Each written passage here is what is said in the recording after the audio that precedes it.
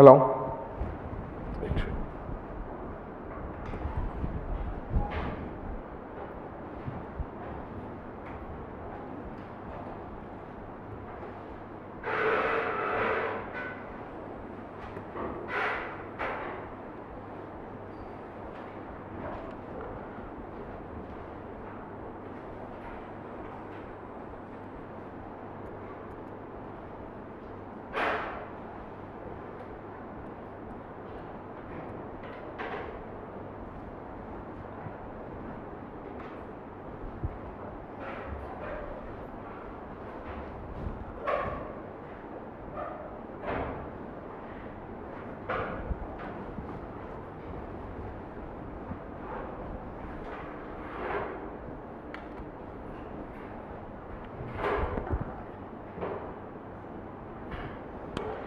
Right.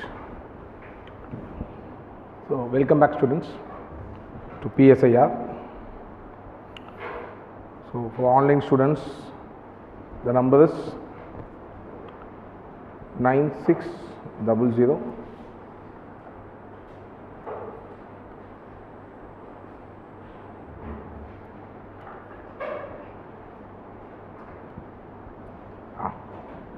so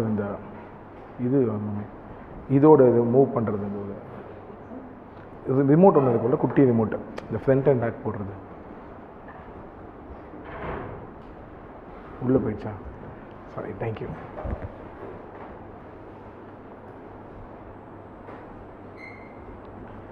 So for online students, number is 9600 999 533.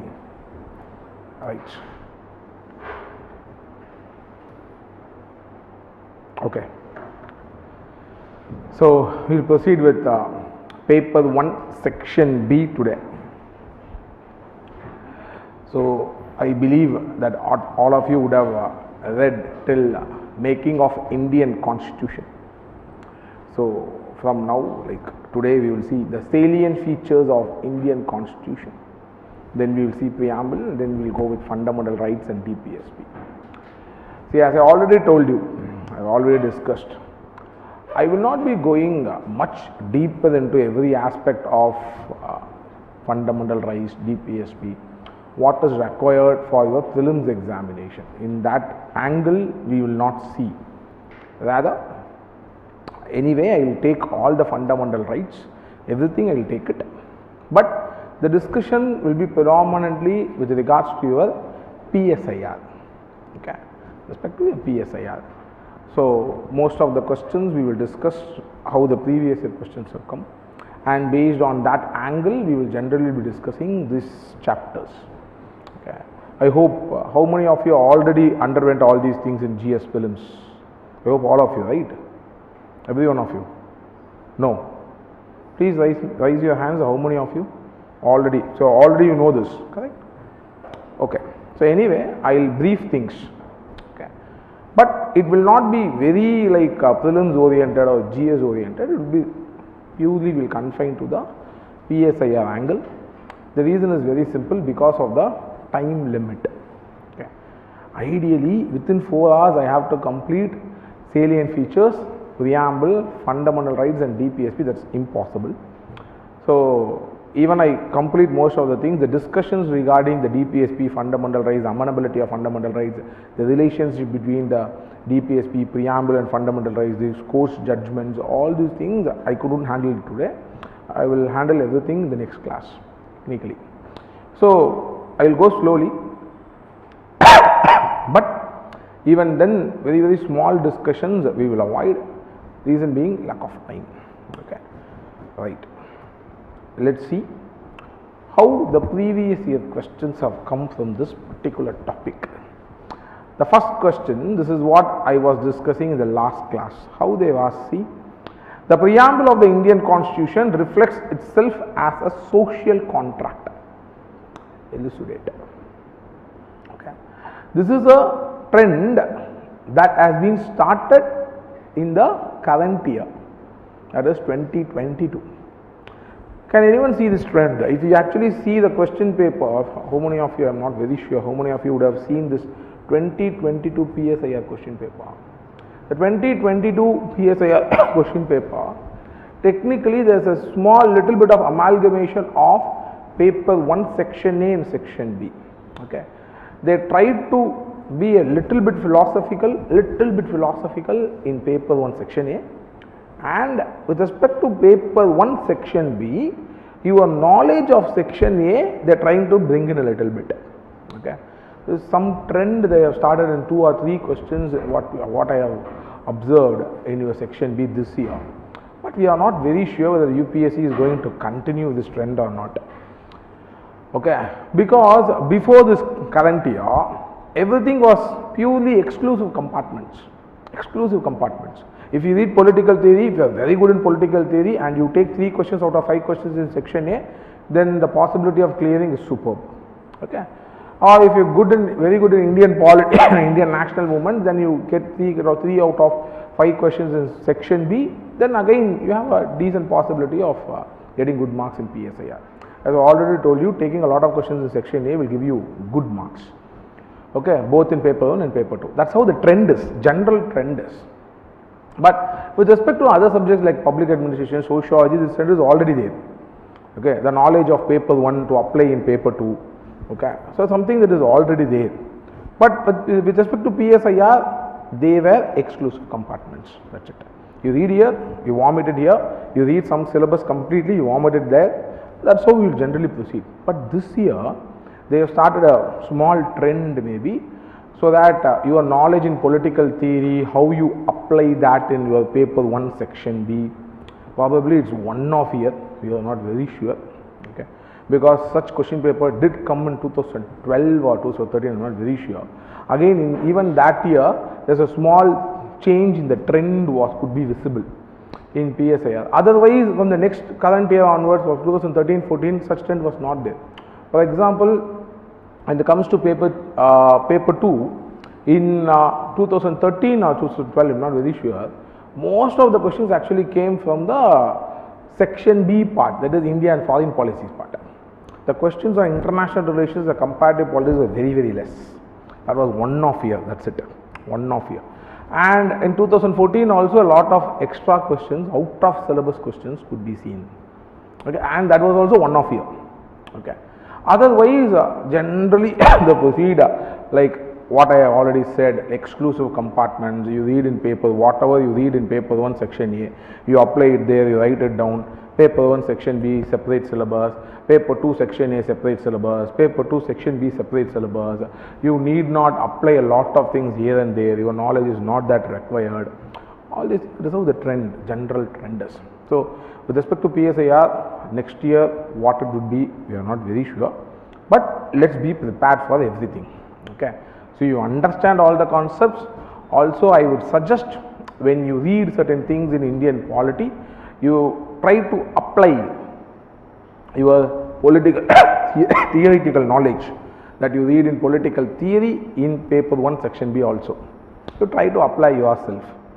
Okay, so probably as I already told you, you form a group of 1 or 2 students or 3 students or 4 students, a closed group where you discuss among yourselves about how it is, okay, what it is, the liberty or what the freedom that is there in Indian polity, the concept of liberty that is there in the political theoretical aspect, or the reservations that is there in Indian polity, and the John Rawls theory of justice that is mentioned in political theory.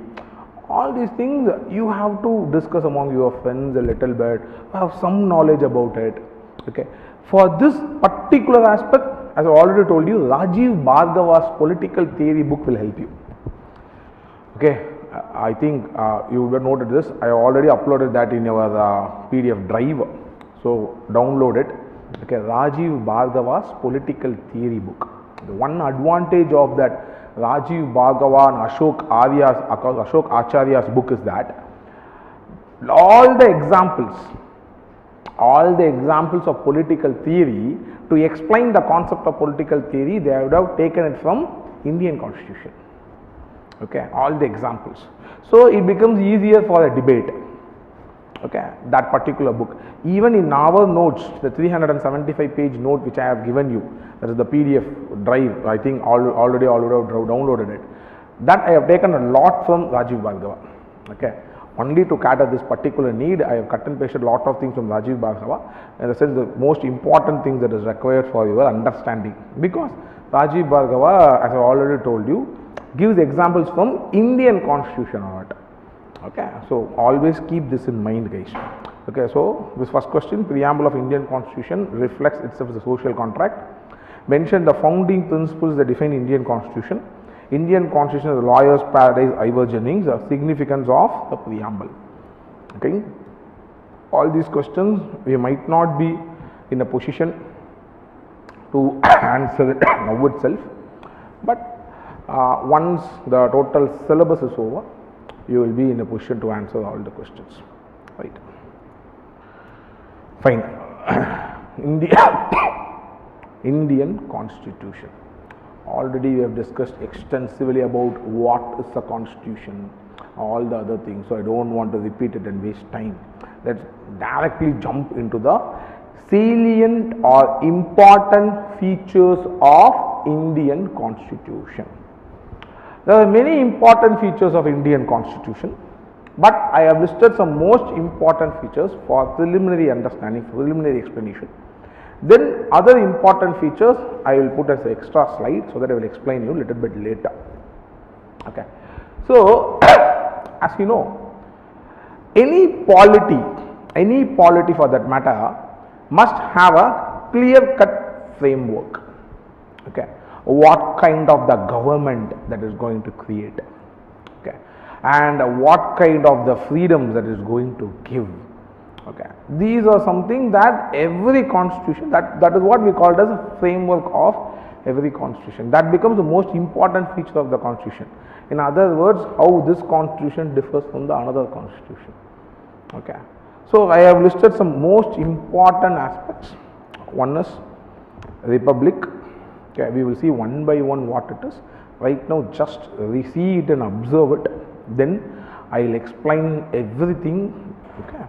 Republic, federal system with a unitary bias, parliamentary form of government, integrated and independent judiciary, synthesis of parliamentary sovereignty and judicial supremacy, single citizenship, universal adult franchise, panchayat raj and cooperative societies, and secularism, secular state. Right. Okay. See, generally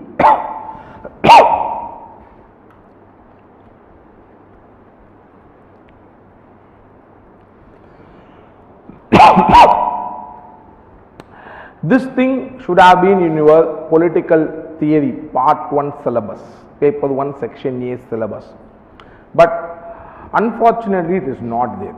Okay, when you go to any bachelor degree program or any political science degree program, this is something that they will teach you. Okay, that is how political science generally starts. When you take any subject of introduction to politics, that is how it will generally go with.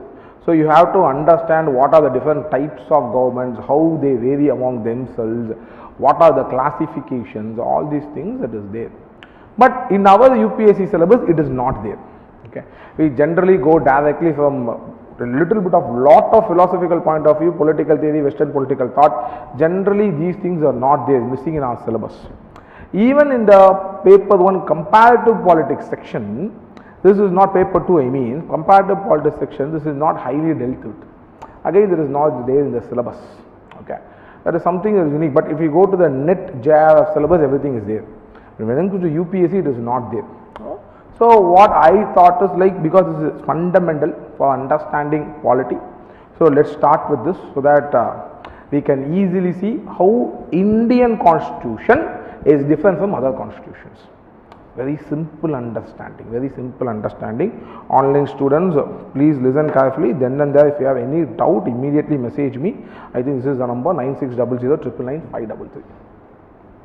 As they say, follow the blues. Okay. The blue represents Indian constitution. Okay. I have given all the other possibilities of governments, type of governments, if you follow the blues, is nothing but Indian constitution. Nothing but the salient features of Indian constitution. India is a republic, India is a democracy, inside democracy, India is a liberal democracy, inside liberal democracy, India is a representative democracy, and inside representative democracy, India is a parliamentary system, follows parliamentary system, and inside parliamentary system, India follows federal system. Okay. So, easily through this, following the blues, you can easily understand what is Indian polity is all about. Okay. So, let us see how they are different from each other, so that it becomes easier for us to understand. Okay. So, if it is a type of a government,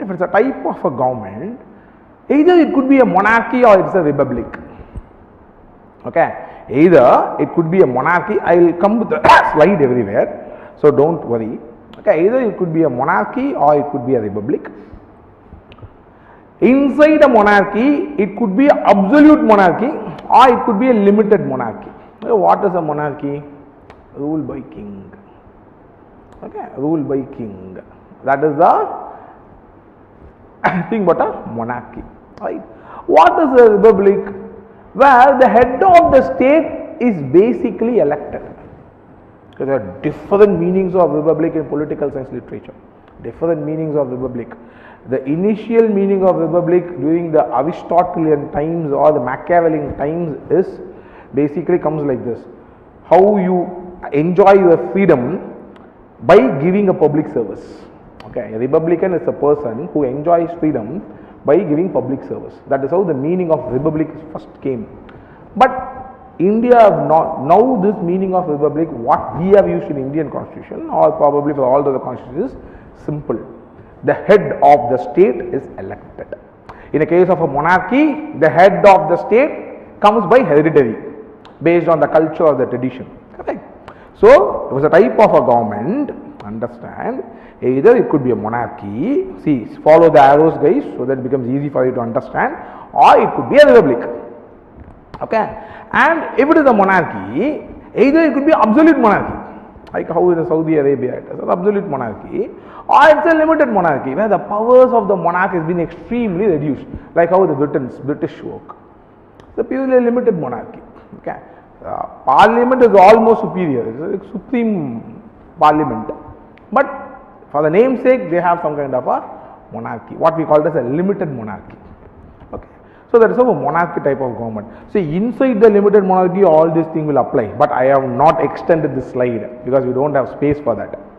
Okay. Inside the limited monarchy, again the authoritarian democracy and all these things might come in. Okay, but that is not in our purview now. We are talking about only Indian polity, so forget that. Okay. So, type of government, either it could be a monarchy or it could be a republic, and where India is, follow the blues, India is a republic, right? Then, if it is a republic, at the end of the state do not come from any kind of hereditary system, is basically comes from a elected representative system of some kind of system of election. Then again it can give to two kind of systems. One is democracy, another one is authoritarianism. Authoritarianism is a kind of a complicated political system where only head of the state would be elected some years ago, or probably the institution of hereditary will not be there. Some other way by which the head of the state would come. Otherwise, no other tools of democracy would be there. The frequent elections or any other tools of democracy, or to build a consensus. I already told you, democracy is by consensus. Okay, democracy is nothing but consensus. Building a consensus among all the people is nothing but democracy. So, nothing works in authoritarian system. Okay, for example, consider Francoist Spain, or for example Stalinist Russia. They said it's a people's democracy, but once Stalin became the premier of USSR, slowly and steadily the democratic aspect was forgotten. Okay. What is happening today in China, Xi Jinping's China. Okay. Now he controls everything, even though they call themselves a people's democracy, we will see it. Okay. Even though they call themselves a people's democracy, the democratic element is forgotten. You understood? So, if it is a republic, again inside the republic, either it could be a democratic government or it can be authoritative government. Okay, India as follows the blues, follow it, India is a democracy. It is not a authoritarian. Maybe you might argue, even in paper 1, section B, you have to write when during the Indira Gandhi times or when the power is extremely vested with the Prime Minister, absolute majority, when the Prime Minister enjoys, whether the Indian Prime Minister can become more authoritative. These kind of questions might come. This is a debatable question. You can answer this. Yes, how Indira Gandhi behaved during a height of her powers, or how Modi during this particular stint where absolute majority they enjoy. Okay, or during the times of Nehru, the initial times of Nehru, the absolute majority was there. Whether the Indian Prime Minister was extremely authoritative, even though they came from a democratic heritage. All these things are point of views. Okay, so India is a republic. Inside that, India is a democracy. Democracy means where some kind of election will take place and consensus in all political decisions will be there. I will have a slide. I have a slide, so I will explain. Don't worry. Right now, just take it into consideration. Again, I will explain it much deeper. So this is what democracy is all about. Inside democracy, again there are two systems of known democracy. One is people's democracy, another one is liberal democracy. Okay, as we have already seen, I will explain you a little bit further, a very short while. As we have already seen during the Marxism class, how Marx explained the criticism of democracy, liberal democracy. So Marxism believed in creation of something called the people's democracy. Okay. So people's democracy was established in USSR, was established in China, and it was established in Cuba, Vietnam. Many countries do follow the concept of people's democracy. Okay. These liberal democratic thinkers might insult and say these people democracy is not a democracy, it's a communist regime where it is a purely authoritarian government. That's their point of view. But technically, political science, if you want to say segregate it, then you have to say that they are people's democracy. Whether people's democracy became authoritative in certain circumstances, yes, they do. And so is the case with liberal democracy. Everything we will discuss. Okay.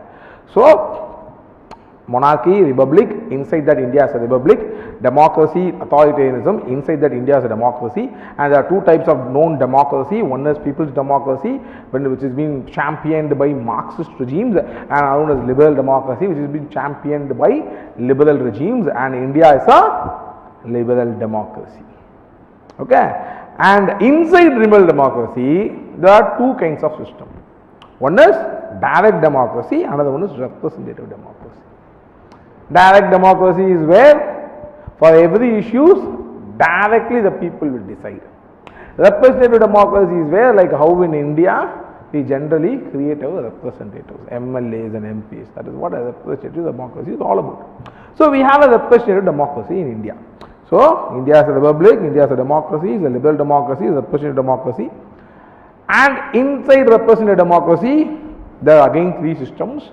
Either it could be a presidential system, or it could be a parliamentary system, or it could be a semi-presidential system.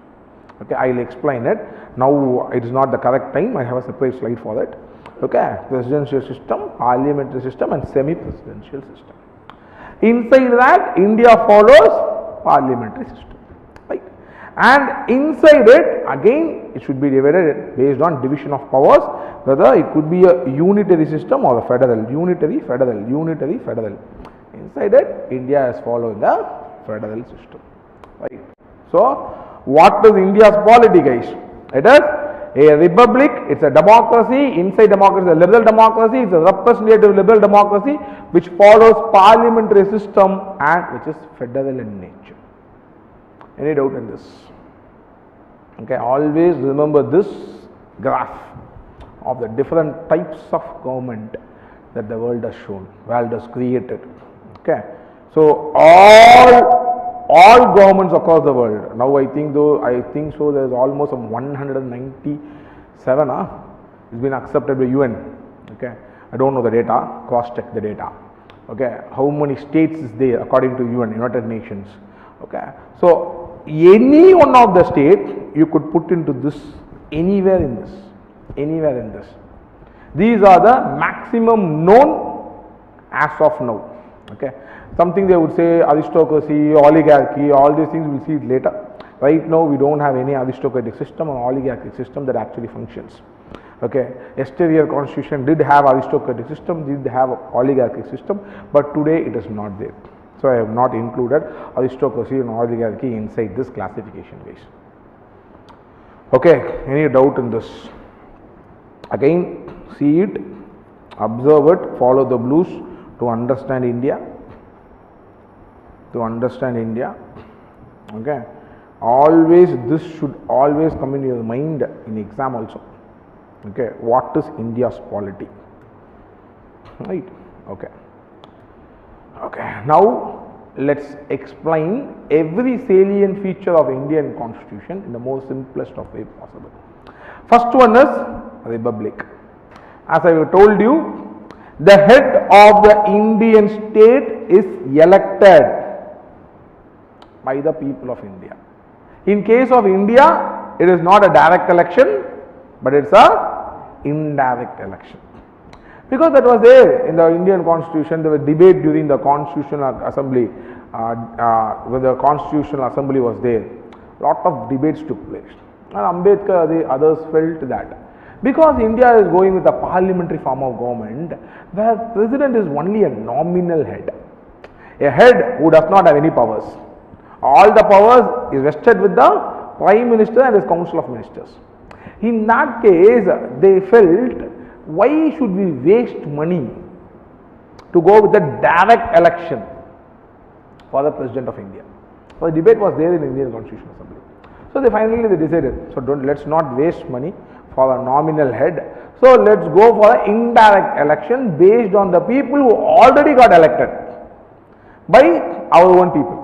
So we elect MLAs, we elect MPs, and they in turn elect the President of India.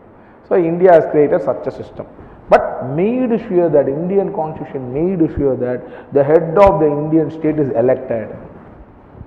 Okay. So the ruling party will nominate. The opposition party, right now you saw the Draupadi Murmu madam's election. All of you would have read that, happened just now. So you would have known opposition party will also nominate, or any other party will also nominate. Okay. So they will nominate, finally election will take place, and based on the election the head of the state is elected. Right. So probably in certain republics direct election might not be there, some other kind of public opinion or something would be there. Okay. But the general rule is it should not be filled by hereditary. That's the general rule.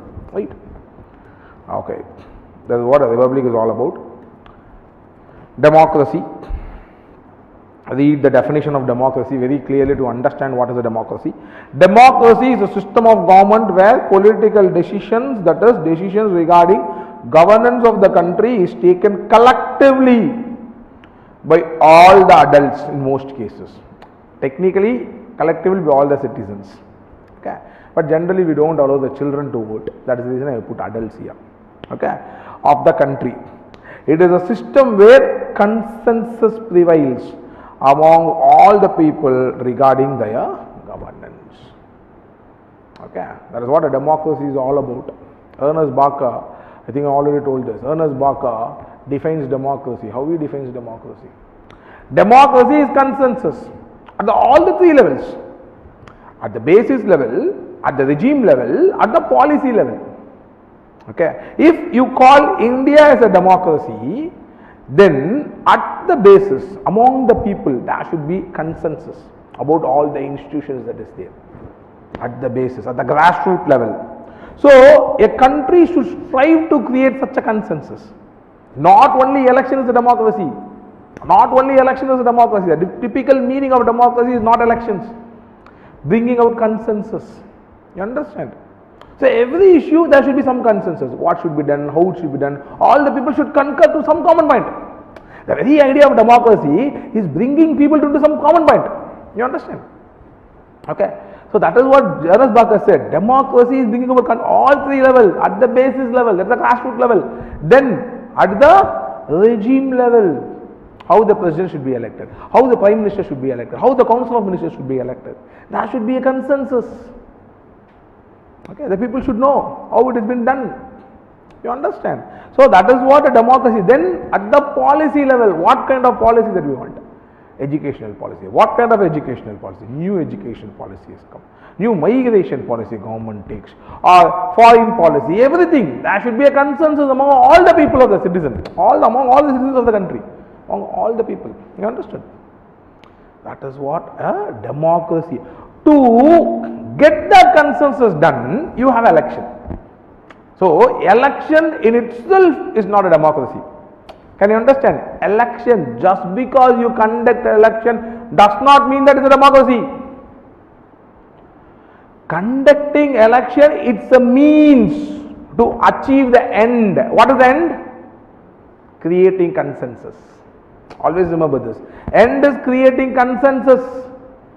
Okay, see, I am trying to bring a small combination between the political theory and Indian polity a little bit here, so that the question is asked last year. So understand this way, it will help you a lot in writing beautifully the PSIR paper. Don't just muck it up. Okay, like how you do in your GS. Okay, this is PSIR. Okay, so understand a little bit. So that is what democracy is all about. So democracy is bringing about consensus. Election is only a means. Okay, it is not an end in itself. Okay, right. So that is what democracy is. India is definitely a democracy. Okay, again there is a lot of question, debate whether India is really trying to build a consensus. All these things, see, the debate will always be there in all mature democracies also. Like you take a mature democracy, Britain, even there a lot of criticism will be there. So it does not undermine India's democracy. Right? Okay, now. Liberal democracy, as I have told you. So, inside democracy, there are two variants. Online students, and then there, if you have any doubt, immediately message me. The rule is PSIR at the top, your name. Right. So, inside democracy, again there are two variants. One is people's democracy, another one is liberal democracy. So, before explaining what is a liberal democracy, what is the people's democracy? We just now saw, just 3 weeks back, that was my last class, where I finished with Marxism and socialism. Okay, what is the people's democracy, guys? What is it? Anyone? People's democracy. How do you understand a people's democracy? No one wants to answer. The person who usually answers has not come today, unfortunately. Is it? So what is the people's democracy? Right, see, Marxist and socialists believed in a liberal democracy. First we will read what is a liberal democracy, then we will go to what is the people's democracy. It is a country, India is a country where they allow many political parties with any ideology to function in politics. So anyone wants to start a party, you can start a party. The fundamental basis behind a liberal democracy is providing of choice. Choice. Everything the people should be provided with choice. In economy, choice. If you want a toothbrush, you should have thousands of choices. Okay. If you want to buy a shirt, thousands of choices. The choice is the essence of freedom. If you don't have choice, you can choose only between this pen or this pen. Then how can you be free? The freedom is questionable there. Because you are not freedom to, you do not have freedom to choose the pen there. Because there is no choice available. Okay, only Modi is fielded in election. Only Modi. Okay. And now the people say, you have the freedom to choose whoever you want. See, even though theoretically freedom is given, there is no choice available. If there is no choice available, the freedom that is given is questionable. So So freedom and choice always goes hand in hand in a democracy, right? So in a liberal democracy, they would say they will provide you a number of choices. Anyone, if you want, you start a party, you stand in elections. If people vote, you become a CM or the PM. Okay, or you first you become an MLA or MP. Then if the people, all the MLAs and MPs accept you as a CM or PM, you become a CM or PM. Choice is provided. Okay. So, in other words, all parties can contest elections and the candidates nominated by the parties become people's representatives after they win. It is the basic of liberal democracy. Okay. So, this is how liberal democracy was working when the Marxist understanding of polity came into being. Karl Marx and others questioned this very logic of giving choice and freedom. Okay. The ultimate idea is once you start giving choice to all the people in economy, who wins?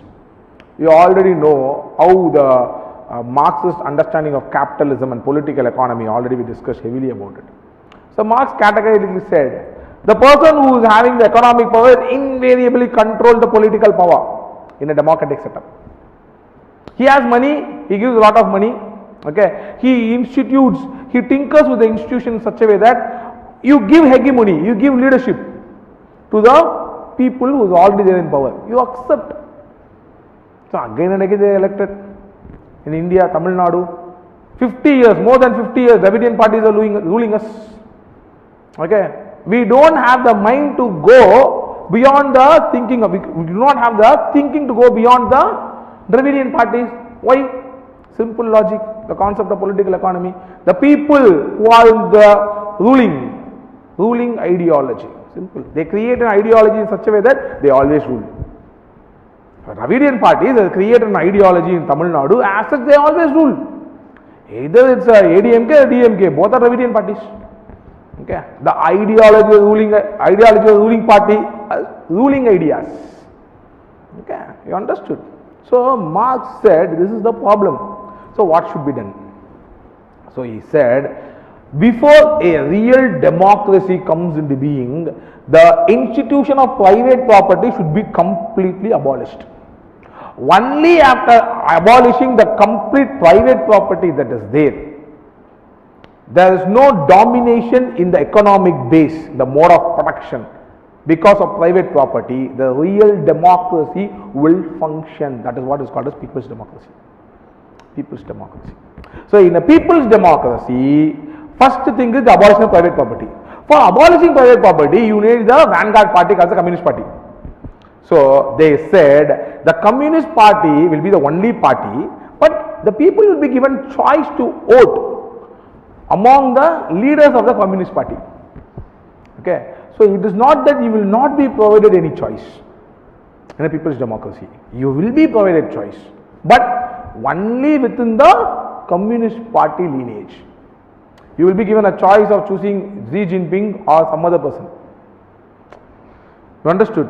But you cannot have a choice of choosing between a Communist Party cadre or a Congress Party cadre or a Dravidian Party cadre in a communist regime. You understood? It is not possible because to abolish private party, what is the precondition? The vanguard party called as communism. Any doubt in this? Okay, that is what Marxism is all about. Already we discussed extensively Marxism. That is what people's democracy is. So in a people's democracy, what is the precondition? The precondition is abolition of private property. After abolishing private property, the people can vote in elections to select their leaders, and even their leaders, they cannot choose from all the parties, they can choose only from the Communist Party, which is nothing but the vanguard party, which is extremely important for abolition of private property. Full stop. Okay.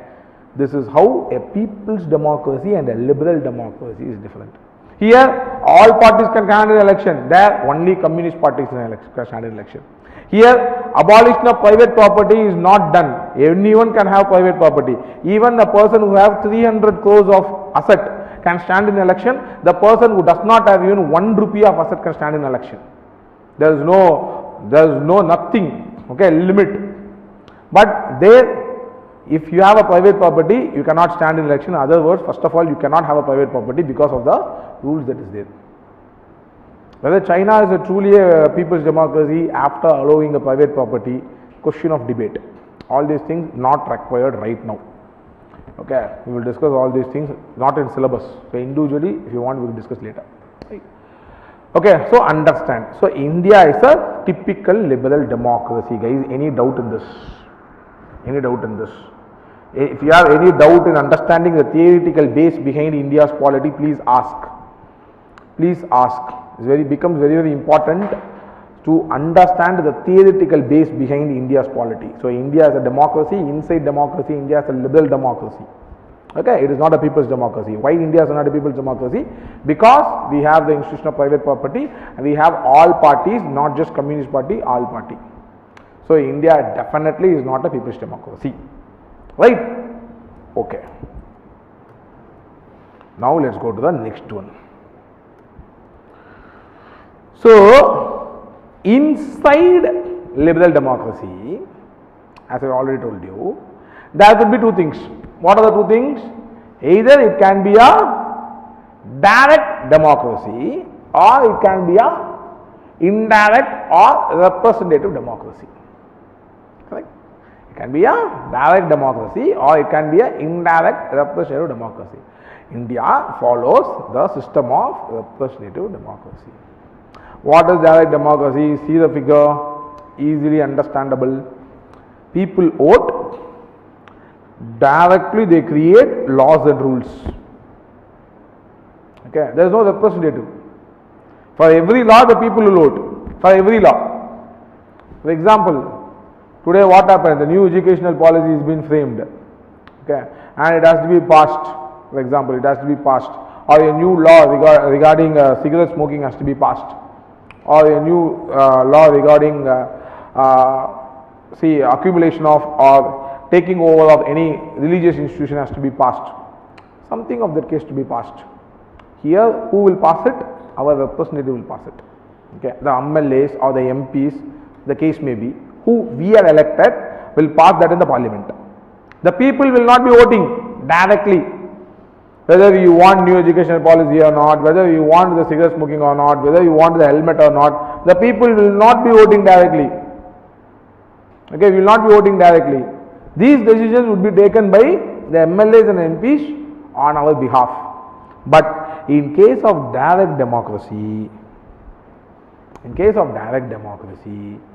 everything people will vote. Everything people will vote. There will not be any representatives as such. Okay, technically speaking, there cannot be any system or government as big as this in today's era, which is purely direct in nature. Okay. Even in small politics like San Marino, they do have representative systems to an extent. Okay, or Switzerland, which is always told as an example of direct democracy, they do also have representatives. Not always everywhere this direct democracy is possible. So that is the reason there are certain tools of direct democracy that has been created nowadays, which is incorporated inside this representative democracy to make democracy more meaningful. What are the tools? Tools like initiative, recall, referendum, plebiscite. All these things have been created. What is initiative? Initiative, for example, it is not there in India. If any citizen, any Indian citizen wants to initiate a law, he wants this law has to be passed. Cow protection, for example. If you want to pass a law on cow protection in Tamil Nadu, okay, you are a citizen of Tamil Nadu. Okay, citizen of India, resident of Tamil Nadu. There is nothing called a citizen of Tamil Nadu. Okay, resident of Tamil Nadu, and you have a voters list enrolled in Tamil Nadu. You want Tamil Nadu Assembly to pass this law for cow protection. So you need not wait for your MLA to initiate that in Tamil Nadu Legislative Assembly. You need not wait. Instead, you yourself can initiate. Okay, you yourself can initiate. As a citizen, you yourself can initiate. That law is not there in India, but many countries do have that system. That is called as initiative. This is a direct democracy tool. Next one is referendum. If any law is being passed by Tamil Nadu Legislative Assembly, it will not be immediately any bill is being passed in Tamil Nadu. Let's be very legally correct. Any bill is being passed in Tamil Nadu Legislative Assembly, it will not become a law immediately, but it will go to the referendum of the people. So people should also, first it will be passed in the assembly, then it will come to the people's notion, people's purview. Now we have to vote. The residents of Tamil Nadu who have their voters list mentioned in Tamil Nadu, they have to vote for the particular law, whether they want or not. Second time voting. This is called as referendum. Okay. And if the people also accept, only then it will become law. Not just because the Tamil Nadu Legislative Assembly has passed, it will become a law. Okay. Referendum is another direct, it is also not there in India. As per the constitution, it is not there in India. That is the reason many critics would say India is not a democracy. The reason being they do not have any tools that could make democracy more meaningful. Okay. Only if you want to make any change, we have to wait for another 5 years. Honestly. Okay. We do not have any other tools with us. By the way, we directly question our representatives. Okay. There is a lot of debate. Okay. But just because we do not have initiative or referendum or recall of the plebiscite does not mean that India is not a democracy. Okay. When the Indian constitution makers started our Indian constitution, they thought India was an infant democracy. So they do not want to complicate, even though they discussed all these things, they do not want to complicate with all these things. For the infant democracy, you do not have a democratic tradition at all. But now we can essentially do it, but there is something called as the basic structure of Indian constitution that we will discuss later, which bars all these initiatives. Right. So, initiative, referendum. Next one is recall. What is this recall? There is very much part of Marxist people's democracy. If you do not like an MLA or an MP or even a district collector, the people should have the power to recall. Immediately you can initiate a voting and all the people vote. For example, in Perambur constituency, I do not like the MLA of the Perambur constituency. So I initiate. So I call for a referendum, a kind of a referendum where all the members of the Perambur constituency vote and the people vote, and if they vote against the particular MLA, he should be recalled. He should be recalled. New election should come to Perambur constituency and new MLA should be selected. That is also not there in India. Okay. This tool is also not there in India, but it is there in other countries. Okay. Plebiscite is general election. What you decide your representative, what we call generally called as plebiscite. Okay. So no direct democratic tool that is there in India, but essentially we have to understand, even though there are two types of democracy, one is called as direct democracy, one is representative democracy. In a country as big as India or a polity as big as this, you cannot have direct democracy at all. You cannot have. But you can have these tools, which is possible, which is very much possible, but Indian constitution have no provisions for these tools to take place. Okay. Why? All these things we discuss later. Okay. Now keep this in mind. Okay. So what India is? India is a representative democracy where we create our MLAs, where we create our MPs, and our MLAs and MPs on behalf of us make the decisions. Any doubt in this? Any doubt till now? Always understand. See, understanding our polity, you should always understand that in comparison with the other polity. Then it becomes easy for you to understand. That is the reason I am coming with all the other possibilities also. Just directly I could say what are the representative doesn't go, but it will not fix in your mind. You have to understand what if it is not a representative democracy, then what are the other things that is available. Okay. Then it becomes easy for you to grasp the concept very clearly. Okay. Understand it that way. So India is a representative democracy, it is not a direct democracy. Now, okay, most important part. Okay, online students, any doubt? Right. So inside representative democracy, as I already told you, there are different systems. Okay. One is presidential system, another one is parliamentary system, another one is a semi-presidential or called as semi-parliamentary system. Three known systems to exist in this world. India have chosen a parliamentary form of government, a Westminster form of government, okay, or also dubbed as prime ministerial form of government. Okay, the better word to say is parliamentary form of government, I would say. Right. So, what is this parliamentary form of government? Again, ideally, in political theory, the earlier part, we should have read about what is separation of powers, what is legislature, what is executive, what is judiciary, and how the concept of separation of powers developed in India or developed in France, and all these things we should have discussed it. Okay, but that is not there in the syllabus, so we have not discussed it, but little bit. See, it was a notion that was developed slowly and steadily when the constitutions, the rule of law started to develop across Europe. Many different theories was put forward. Okay, many different theories was put forward. How to make the representatives responsible. How to make them responsible. How to free them from corruption. How to make them or free them from becoming more authoritative.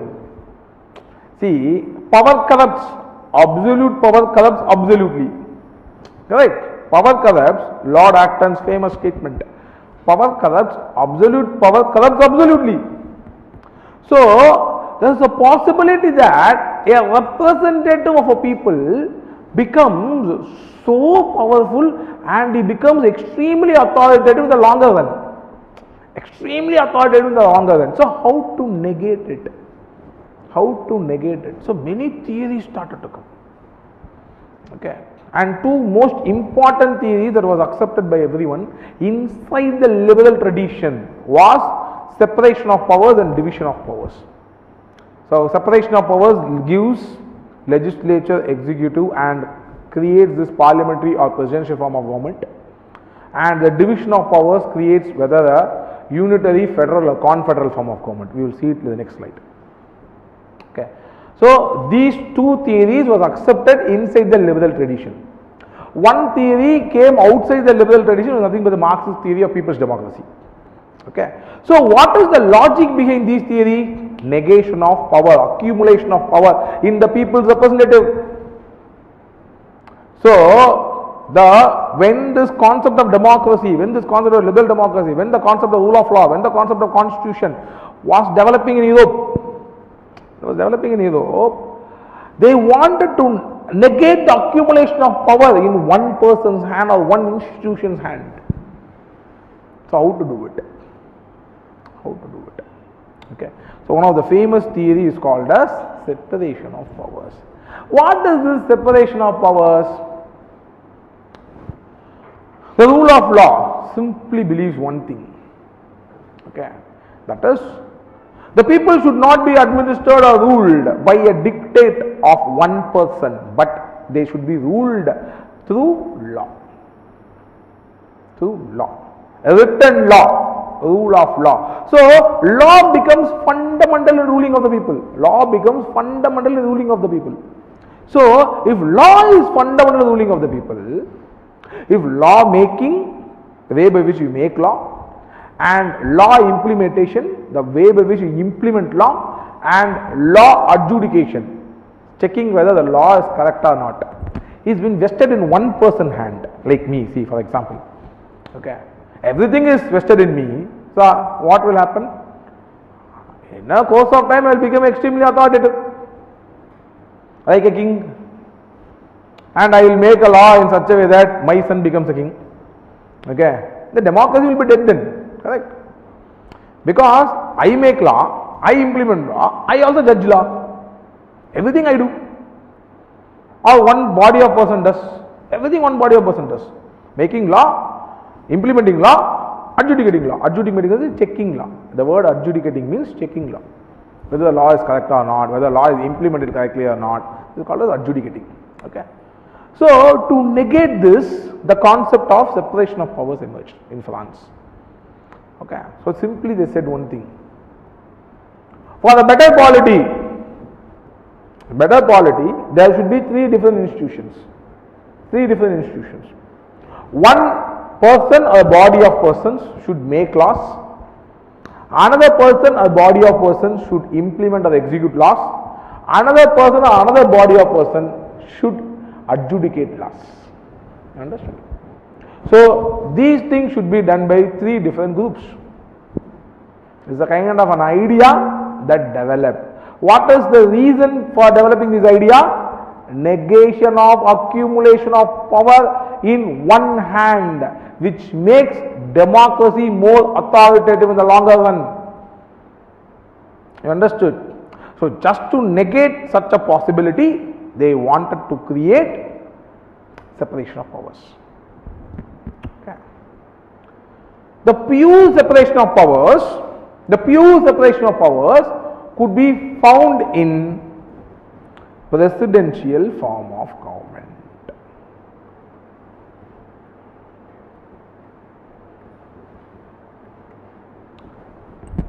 So presidential form of government is the form of government where you can see a pure separation of powers, where the US Congress or the US Senate make laws and people elect the members of the US Congress and the US Senate separately. At the same time, the president and the people, the secretaries and other ministers, generally it's called as secretaries, let's put it for common knowledge, ministers, the people who selects, will be selected by the president, okay, will be elected again by the people. Generally people will elect the president and rest the president will do, okay. So the lawmakers will also be elected directly by the people, the law implementers will also be directly elected by the people, and law adjudicators, they will not be directly elected, but they will be a separate institution based on merit. Court, Supreme Court, High Court, okay, based on merit. Okay, some polity also have some system of election inside it, very few polities. Okay, but it did not work because law adjudication is specialized, so they cannot go with an election there. So merit is needed in case of law adjudication. But separation of powers, the people from the executive or the people from the law making should not be there in the judiciary. Idea is very simple. One person should not do all these things. If he does, he becomes extremely powerful and extremely authoritative. You understood? So the pure separation of powers would be found in presidential form of government. Parliamentary form of government is a form of government where the judiciary is almost separate, not purely separate, almost separate. At least higher form of judiciary is 100% separate. The lower form of judiciary, a little bit it will mingle, but otherwise separate. But the legislature and the executive, there cannot be any clear separation of powers in the parliamentary form of government. In other words, take the example of India. See the diagram now. So the citizens elect the lawmakers. In case of Tamil Nadu Legislative Assembly, what we do? We elect our MLAs. In case of Indian Parliament, Lok Sabha, what we do? We elect our MPs. Correct? So, citizens elect legislative lawmakers and the MLAs and the MPs among themselves elect the Prime Minister, the Chief Minister or the Prime Minister, CM of the PM, the case may be. Understood? Among themselves. But there is a clause in Indian Constitution which says that a person who is not a member of MLA or the Legislative Assembly or not a member of Parliament can become a minister, given that within 6 months he should become the member of the assembly concerned. That is a clause. But that is only for convenience.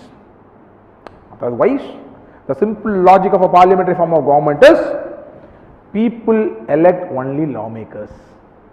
Understood? So we directly don't elect law implementers, law executors, we do not elect.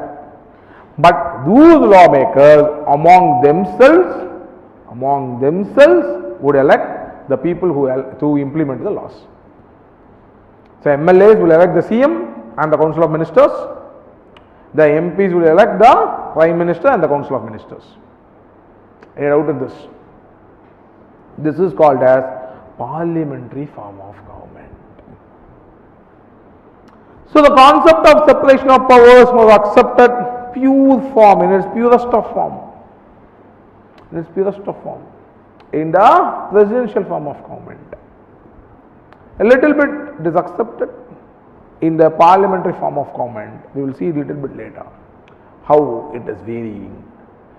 And there is also another form of government like how it is in Sri Lanka or it is France, where semi-presidential system, where the president is also a little bit powerful, the prime minister also a little bit powerful. It is not a purely a presidential system nor a purely a parliamentary system. Okay, semi-presidential system, but very few examples of a semi-presidential system. So we generally don't consider that as a pure form of government. Okay, right. Any doubts in this case? Okay. So India is following this parliamentary form of government. Why? Simple logic. Why? The next obvious question, isn't it? The next obvious question is, why India is following the parliamentary form of government? Why I am not following the presidential form of government?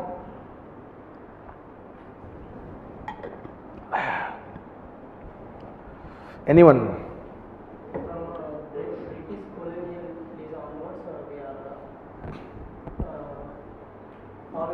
Very good, very good. From British system, we are following a parliamentary form of government. Excellent. So Indians are used to it. So okay, good, very good. Anything else? Anything else? Any reason that you could remember now? Okay. See, yes. What is with regard to elections, like presidential elections, if there are so quite huge budget allocated for. So instead of that, they chose parliament. Even parliamentary election, huge budget is there. Presidential also, in order to elect directly. Correct. But even in parliament also you are spending the same thing. So expenditure wise election, always expenditure would be there. Yes, but compared to presidential elections, then you can reduce the number of parliament. For example, now Tamil Nadu has 234 seats. Instead of having 234 seats, reduce it to some 100 seats. Then you can see some budget. Okay, so only 100 MLAs for Tamil Nadu. India is having some 540 kind of MPs. Reduce that, only 200 kind of MPs. Then you elect separately a president. Then you can save a lot of budget.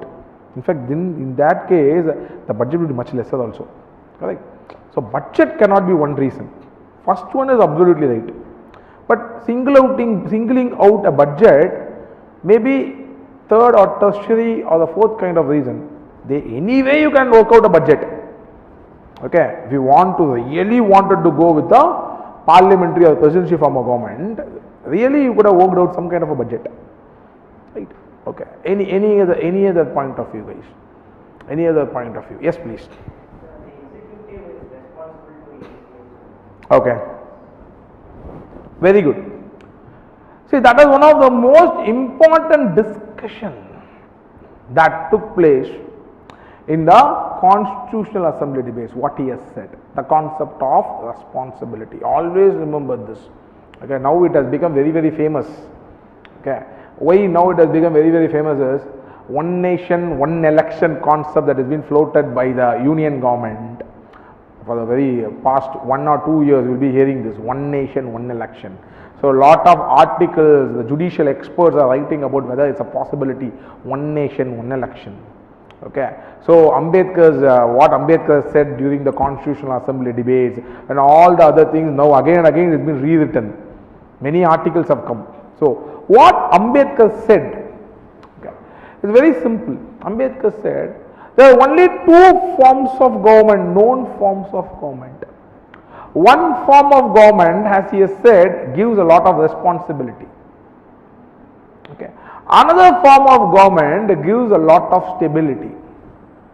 Okay. Why stability? For example, in presidential election, the presidential election will always take place in one particular date in, I think, the month of November, the first or the second Monday of November in America.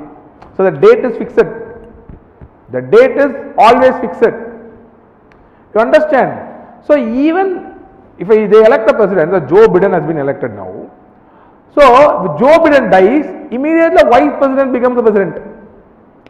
Even if the vice president dies within the 4 years' time, there is a order by which it will be followed. Order by which is followed. So another person will become the president, another person will become the president. You understand? So in other words, the election will not at all take place for the next 4 years. Tenure is fixed. Stable government. The people can expect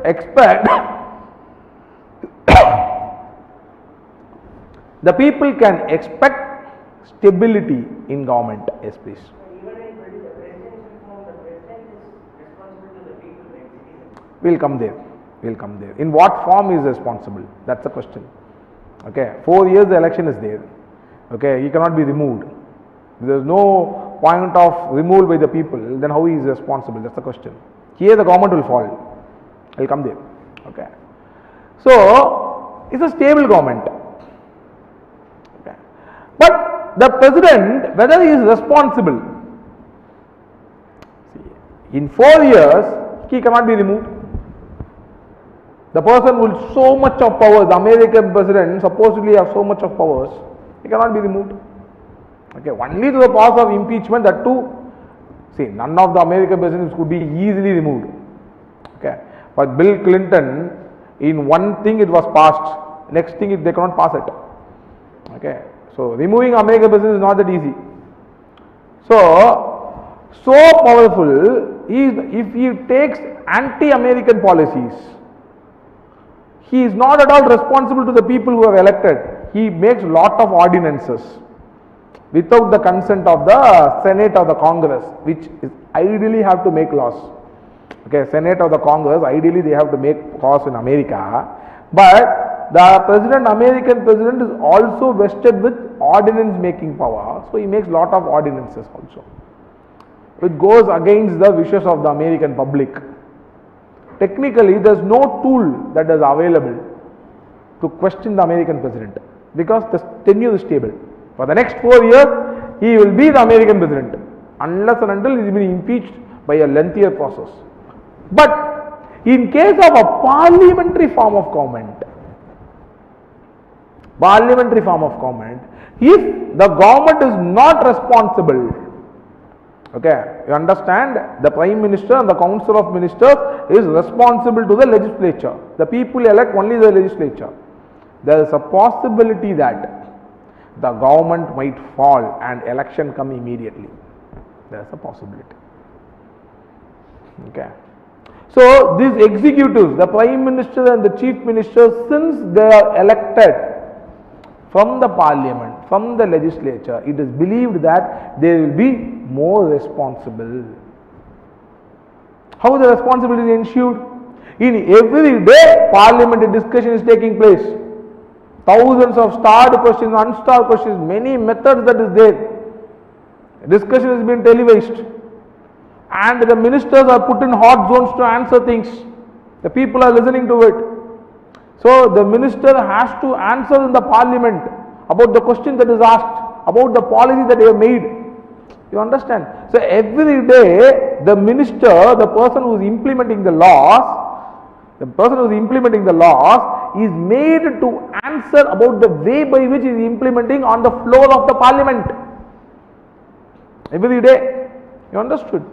So if the people who observe it or the legislators who observe it is not happy with the way by which the Prime Minister, the Council of Ministers are running the government, immediately the government can fall and new government can come. Okay. You need not wait for another 5 years. Believed Ambedkar. Okay. So Ambedkar thought there are only two forms of government that is available. One form of government gives responsibility, another form of government gives stability. Unfortunately, there is no form of government which can give both stability and responsibility. And Ambedkar said, India is an infant democracy where we need responsible government. The leaders who are responsible to the people, not the leaders who have the stability of tenure. So, I prefer responsibility over stability. Let's go for parliamentary form of government, said Ambedkar. Yeah. Lot of discussion. Critical point of this is whether really a government will fall. Lot of criticism how Ambedkar is understood, because you know, after the anti-defection law is passed in 1985, now even if one of the MLA or MP want to defect because of the reason, the thinking that the Prime Minister is not acting on par with why they have elected the Prime Minister, or is not happy with the policy of the Prime Minister, he cannot do it because of the anti-defection law that is passed. Correct?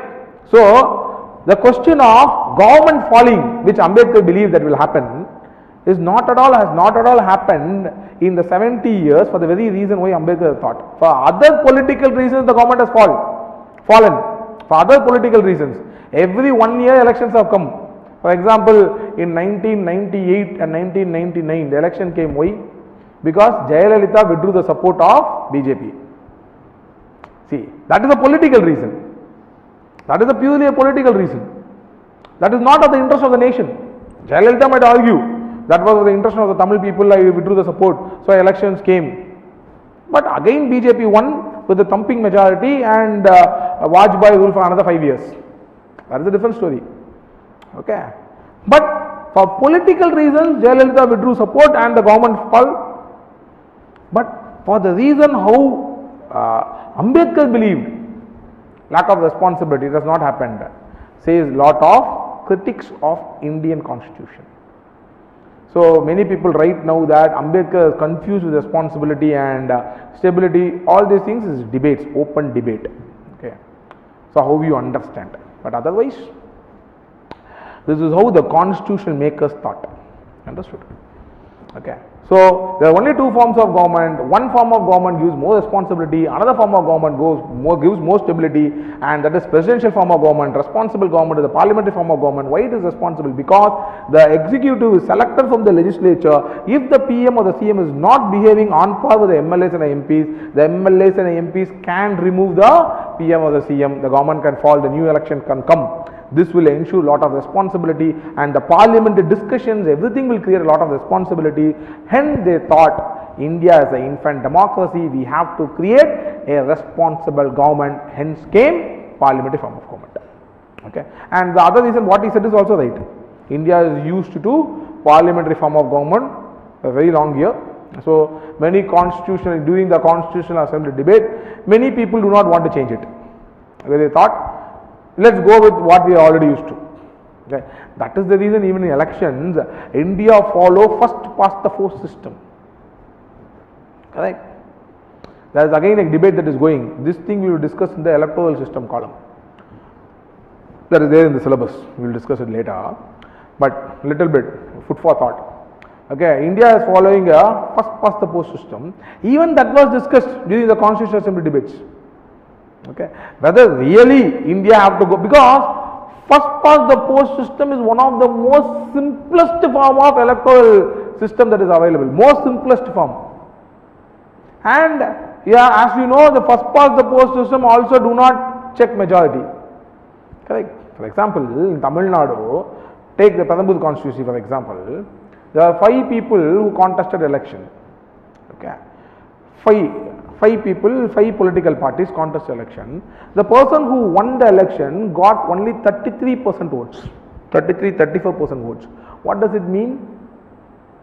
It actually means other 64%, 66% of the people do not like that person as an MLA. Correct? So majority do not like that person as an MLA, but that person is an MLA of Perambur today. You understood? So this is not a majority form of government. What the system that we are following today, first past the post system. This is against, if you put it, this is against the real concept of democracy. Okay, that's a critical point. If you have to be extremely critical about the first past the post system, I would say, if any electoral system is following FPTP, that is not at all a democracy. in certain situations. If, for example, there are multiple parties and people have affiliation to all the parties, and the case what I told you, only 20% of people have voted for the particular MLA and he becomes MLA. In other words, 80% of the people do not want that person to become MLA, but that person is MLA today. Similarly with MK. So first past the post system might create a situation where majority of the Indian people do not like BJP, but still BJP is ruling us. Majority of the Tamil Nadu people do not like DMK, but still DMK is ruling us. Understood? Okay.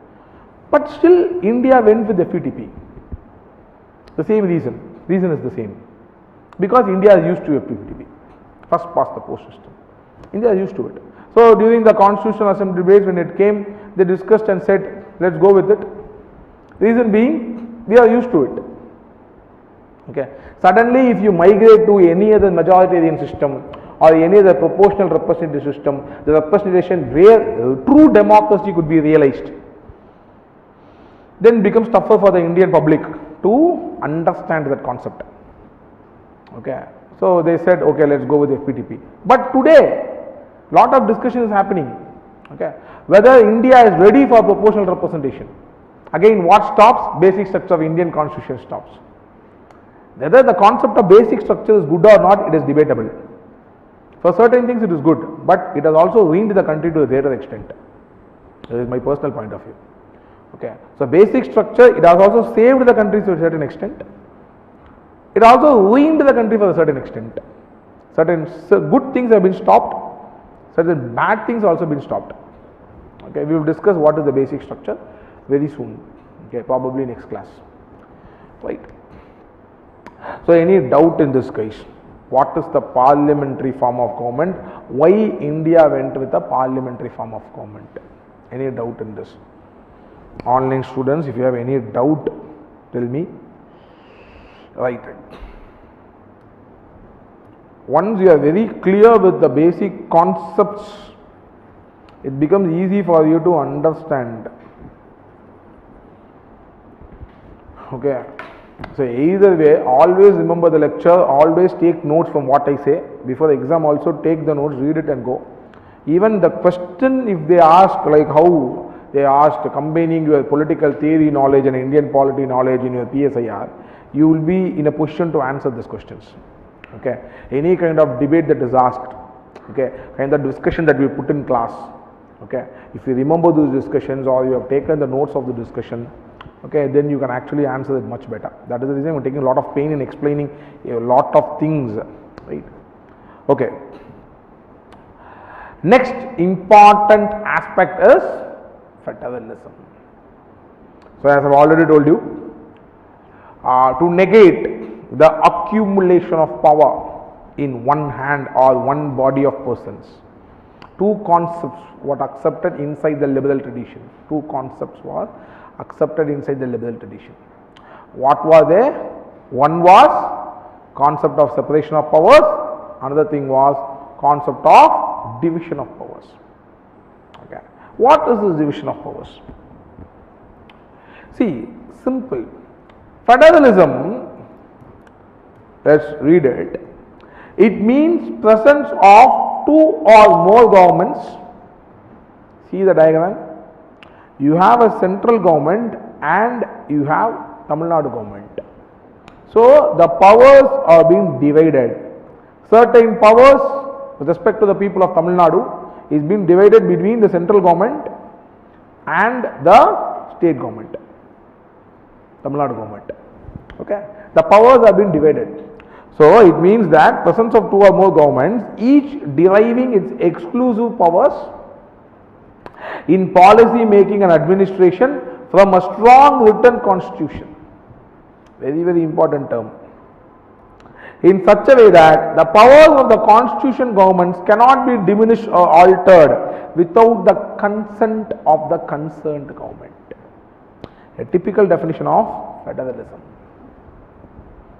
Okay. For example, India, we do have a central government and a state government. We do have a central government and a state government. Okay. So every people, for example, I as a citizen of India, if I have to pass a law for agriculture, agriculture land. Then whom I have to approach? This aspect of law making I have given it to state government, my MLA. So this power of my power of law making on agriculture land, this power I rest, I have it.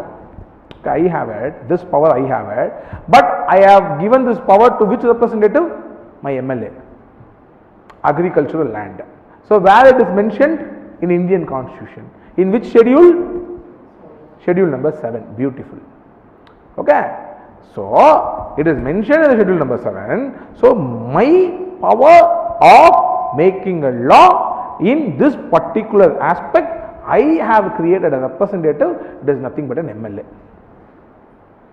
With respect to my foreign policy or with respect to any atomic energy or something, I have the power to make a law, but this whom I have entrusted?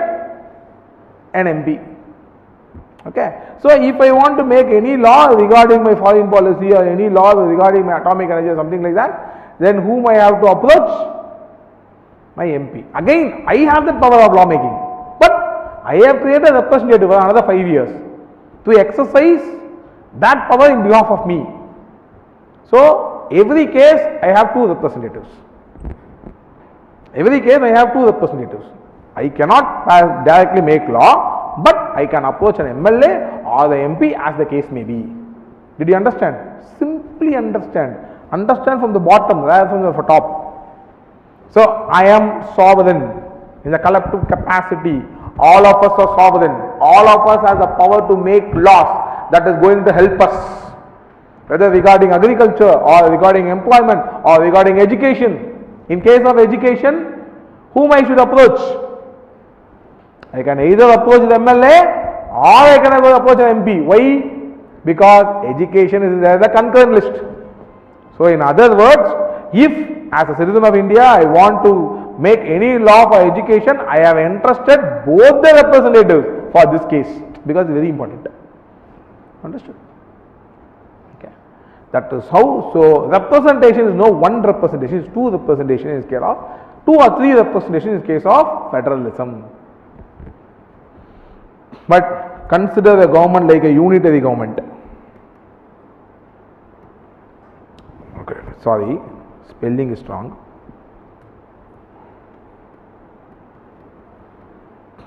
Unitary government like UK, United Kingdom. Only one representation is available. Only one House of Commons. Okay. They elect the member of House of Commons. That's it. So either agriculture or atomic energy or education, whom they have to approach? Their representative. How many representatives? Only one representative. But in India, we follow a federal setup where 2 governments are there. Both government representatives we only elect. And we have separated responsibilities for each representative. Separately we have given responsibility. Whose responsibility? My responsibility. So for everything I cannot make law. That is the reason I am collecting a representative, correct? Why I am selecting a representative? Because for everything I cannot make law. But I am getting 2 representatives here in a federal system. For this issue, for atomic energy, do these things, I will approach an MP. The responsibility is given to an MP. And agriculture land, all small things, I have given the responsibility to the MLA. My responsibility of law making, that's it. Federal polity. Presence of 2 or more governments. Okay. Each deriving their exclusive powers from a strong written constitution. How important it is. Take the example of Sri Lanka. There was a chief minister there. There was a prime minister and a president. Sri Lanka is a presidential, semi-presidential form of government. There was a prime minister, there was a president, and there was a chief minister. Okay, what is the use of a chief minister in Jaffna region? What is the use? No use. Why? The chief minister of the particular region do not derive any exclusive powers from the constitution of Sri Lanka, which cannot be abrogated. Nothing like that is there. The chief minister of the Jaffna region derives powers only from the statute that is released by the Sri Lankan Parliament. So anytime the Sri Lankan Parliament remove it. Okay. So everywhere it has been controlled by the President of Sri Lanka. So there is no use in the Chief Minister. Chief Minister is a dummy post. It's a dummy post in Sri Lanka. Because Sri Lanka is a unitary polity. So a unitary polity will become a federal polity only if the way by which the rules is abrogated is very strong and amending is not that easy, and that could be done with only with the consent of the people concerned. A lot of rigidity should be there in the amending of the constitution. A lot of rigidity. Only then it becomes a true federal polity. India in that sense is a federal polity. Because everything is written in the constitution and they derive directly the powers from the constitution, and if the central government try to infringe into the state government, immediately the state government can go to the Supreme Court, which is the guardian of the constitution, and can question the action of the central government. These things cannot be done in the Sri Lankan case. Why? It is a unitary form of government where the chief minister do not get any powers from the written constitution. You understood? Can you understand? Okay, so be very clear in understanding things. So for federalism, this is very, very, very important. A presence of a strong constitution, a written constitution. Another question was right to secede. Okay, whether in the federal constitution the state government do have the right to secede or not.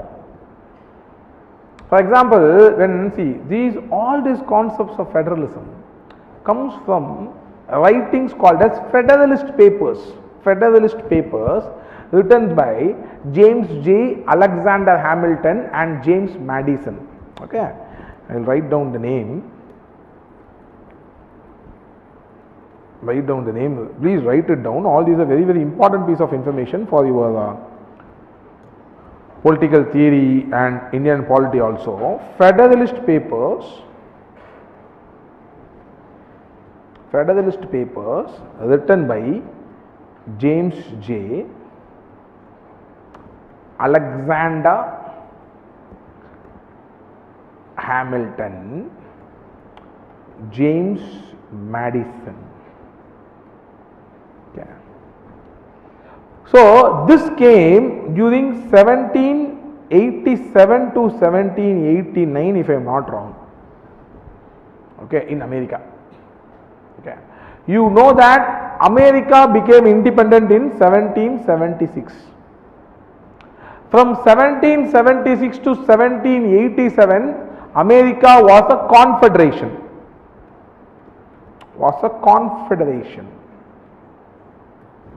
In other words, it was neither a federation nor unitary. It was in the middle. It was a confederation.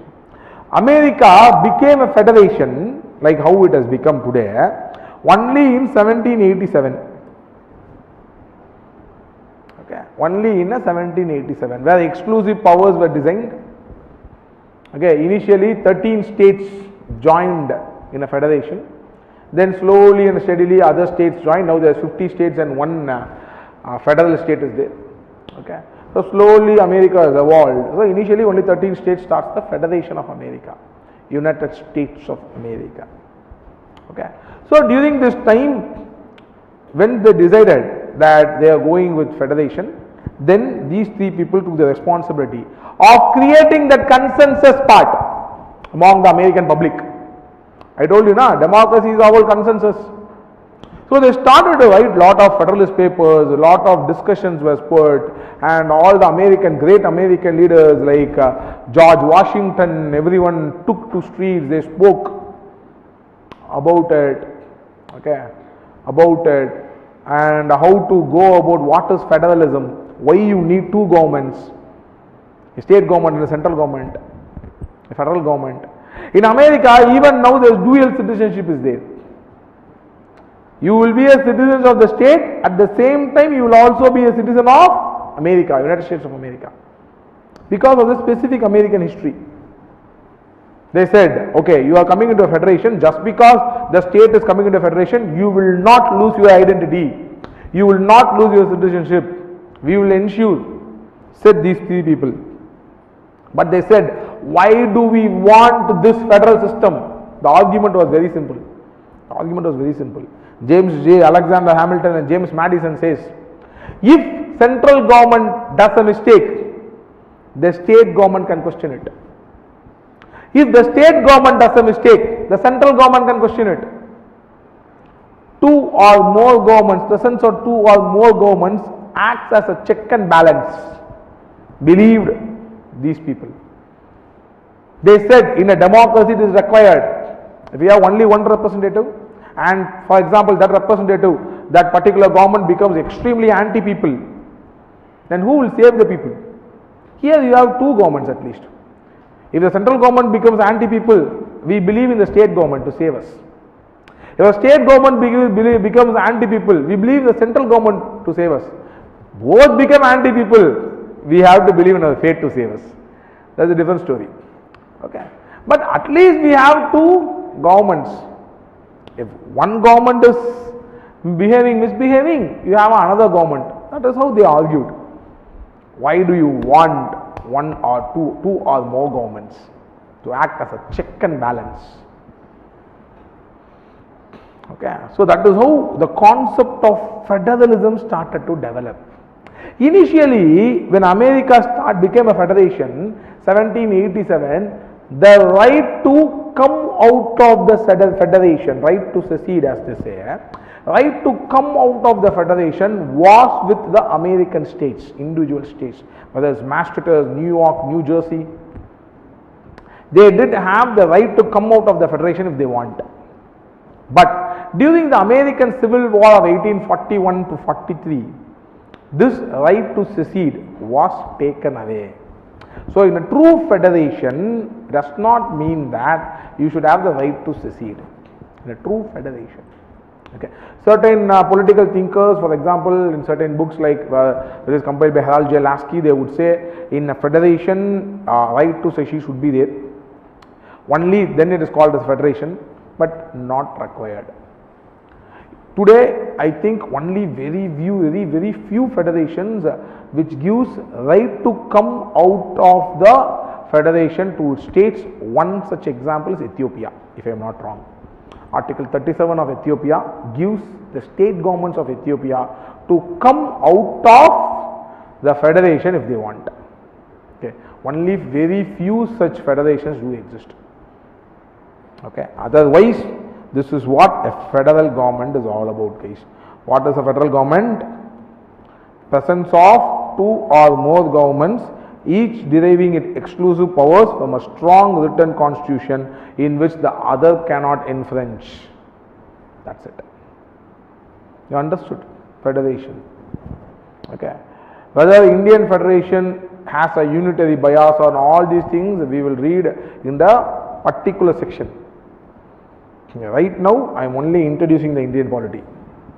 So, since I am only introducing the Indian polity, that particular segment is not required. Whether Indian polity is really a true federation, it has a unitary bias, what are the emergency positions, the significance of emergency position, all these things we will discuss later. Okay. In the center-state relations, where two classes I have allocated for federalism. Okay. So, in the two classes, we will have enough time to discuss it. Okay, right. Any doubt in this, guys? Federalism. So always remember why this separation of powers concept have come. Why this federal? See, you have to write these things to make your answer unique. It has to look like a PSIR paper wherever needed. Okay, all these information is very important. Depends upon the question type. Okay, others, a normal person will not know about all these information, why federation came, what is the negation of power, or what is federalist papers, or all these things, how, see, they will know only federation definition, that's it.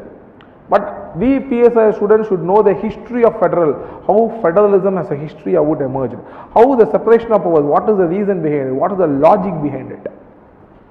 Okay. So any kind of a debate regarding federalism or any kind of a debate regarding separation of powers, the legislature, whether prime ministerial system is good or bad, Westminster system is good or bad or something like that, you could put with this logic. You can argue with this logic. Okay, why this separation of powers concept was initiated. Okay, Why people brought these concepts of division of powers? All these things, logic if you know, you can argue it relatively better. Okay, online students, any doubt? Online students, any doubt? Then and there ask me, every now and then I will see the mobile. Right. I hope all of you understood. So let's proceed further. Okay. Other important point is integrated and independent judiciary. The most important thing of a federation is, or any constitution, any rule of law is, the judiciary should be independent. The judiciary should not be based on the dictates of the executive, the prime minister, the chief minister, or the president. If the judiciary budges, started to obey, then what is the idea behind this total rule of law or negation of power accumulation? All these things becomes useless. Okay. So that is the reason they say the fundamental, for any fundamental functioning of any polity, the most important institution is judiciary, which must be independent. India, we have an independent judiciary. Okay, whether it's a High Court or Supreme Court, it is independent. Lot of constitutional provisions is given, like the emoluments, the way by which the judges have been appointed, the way by which they removed, the emoluments and all the other things, after whether they can work after they have been got retired or not. A lot of the 10 important points, all these points we will see it later. Okay. So these points gives independence to the High Court institution and the Supreme Court institution in India. You understood? Institution of High Court and Supreme Court in India. Even though they are independent, the top judiciary is independent. Okay. But the lower judiciary, we know that district magistrate case is there, where the executive acts as a judiciary in certain cases. So we cannot find an independent judiciary in certain cases in lower courts. We will see it later. But we are talking only about the higher courts, like the guardians of justice, High Court and Supreme Court. These are the guardians of justice. Okay. So these are independent in India, 100%, no doubt in it, at least theoretically. Okay. But the way by which certain judgments are given in the strong times of Indira Gandhi or the strong times of Modi, we could say that whether, that's a debatable, whether judiciary is really independent. We have seen lot of judgments during the strong Congress rule, the high majority, strong dominant Congress rule and dominant BJP rule today. And for that matter in Tamil Nadu also, high courts, the way by which high courts have given judgment during some strong governments, okay, they tend to favor a little bit towards the ruling party. Okay. And Prashant Bhushan actually with the data has proved that after 2006, in most of the public interest litigations, most of the bills, okay, the Supreme Court and the High Court has taken the standpoint of the corporate companies and the capitalists. Prashant Bhushan. I have recommended a book, Indian Politics by MP Singh and Rekha Saxena, isn't it? Read that book, excellent book. This data has been taken from that particular book which I suggested, excellent book. Okay. So Prashant Bhushan says, if you see the history of public interest litigation, from 1980s where V.R. Krishna Iyer and Justice Bhagavati starts it, till 2006 his function is okay. Okay. But after 2006 we find that judiciary, the top judiciary becoming or inclining a little bit towards neoliberal economy or corporate companies. Okay, whether then the real question of independence of judiciary comes here. Okay, where the judiciary can be purely independent from the political economy of the country or the political economy of the world. All these things are debatable. Okay, but theoretically speaking, India is having a independent judiciary. Okay, India is having a independent judiciary. What? At the same time, India is also having an integrated judiciary. For example, in America, Central law should be tried in the central court, state laws in state court, but not in the case of India. We do have an integrated judiciary. Any law we can try whether the Supreme Court or the High Court or there is a hierarchy, appellate authority is there. So the appellate authority goes from the bottom courts to the topmost court. Okay, original jurisdiction, appellate jurisdiction, all these things we will see. So there is an integrated judiciary. So Supreme Court gives a little bit of instructions to the High Court, and High Courts give little bit of instructions to the subordinate courts. Okay, the civil courts and the criminal courts, the other magistrates courts, municipal courts and all the things. Okay, all these things structure you will see later. So this instruction is a flow that comes from the Supreme Court to all the courts. So India follows both integrated as well as independent judiciary, which is unique in nature. That is the reason we have put as a salient features of Indian Constitution. Okay. Next important thing is synthesis of parliamentary sovereignty and judicial supremacy. 1 minute.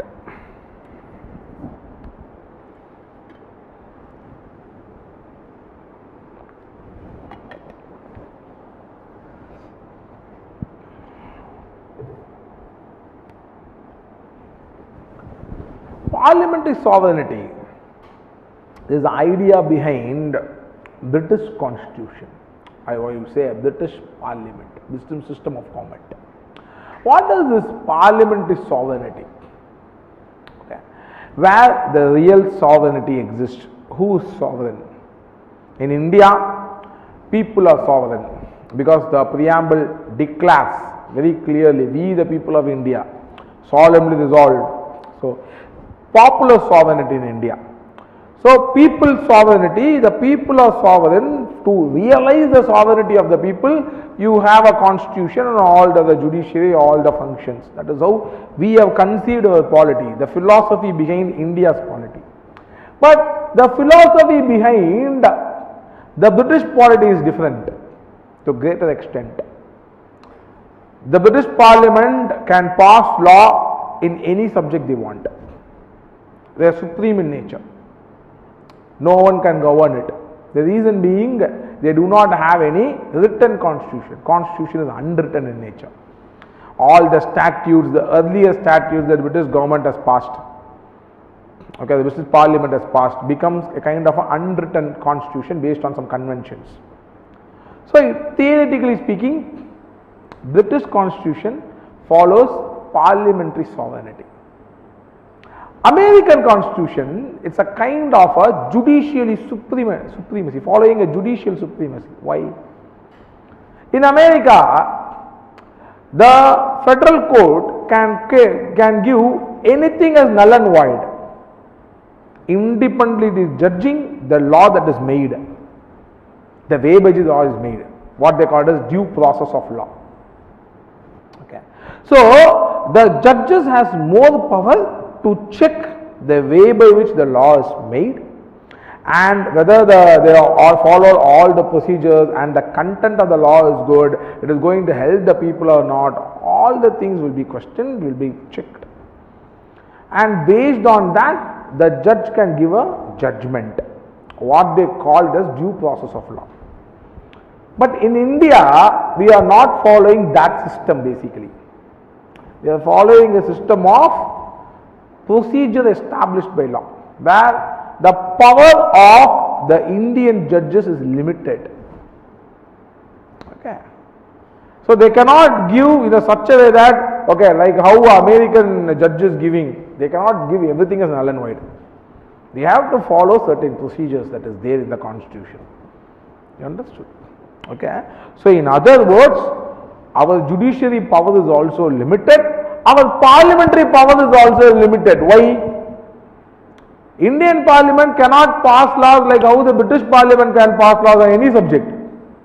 It is been limited only to the things that is mentioned in the 7th schedule of the Indian Constitution. Also with respect to the Indian Constitution, fundamental rights, DPSP, forget DPSP, fundamental rights and other things, preamble and other court judgments. Understood? And the basic structure also come today. the concept of basic structure of Indian constitution just come from the Kesavananda Bharati case. Okay, so the power of the Indian parliament is also curtailed. So in other words, Indian judiciary is also not supreme, Indian parliament is also not supreme. So there is a beautiful balance of power which is being put in Indian constitution. That is one of the reasons for the great success of Indian constitution, as many commentators would put it. Okay. In Britain, when parliamentary supremacy works, because British government, as you know, has a mature democracy. Democracy evolved in Britain from the 17th century, but is not the case with India. Okay, India ideally has imported democracy from the other country. So going like how British went for a purely a parliament sovereign will not work for India. So India went in a more prudent way, where both the powers of the parliament is limited, powers of the judiciary is limited. So they are not either going with a parliamentary sovereignty or judicial supremacy. They have a beautiful balance of power here. Okay, right, what they call synthesis of parliamentary sovereignty and judicial supremacy. But again there is a criticism to it also, whether, again it's a food for thought, whether British parliament really sovereign. Okay, there is a lot of discussion that is done. I read a brilliant article 1 year back which argued against the so-called myth of supreme sovereign British parliament.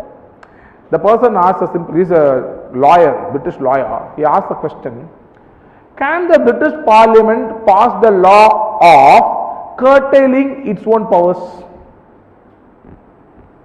Question number 1. Philosophically, he tries to answer the question. Can he pass a law? Okay. If the British Parliament can pass such a law, then after passage of such a law, then it is not parliamentary sovereign. Okay. If it can't pass such a law, again it is not parliamentary sovereign. Ideally putting it, the history of British Parliament has shown that British Parliament is not actually sovereign. It is only myth, and in the textbooks that we say about parliamentary sovereignty in Britain. Okay, and British lawyers are arguing against it, and they say there are a lot of conventions and statutes which even the British Parliament cannot abrogate. They cannot remove it.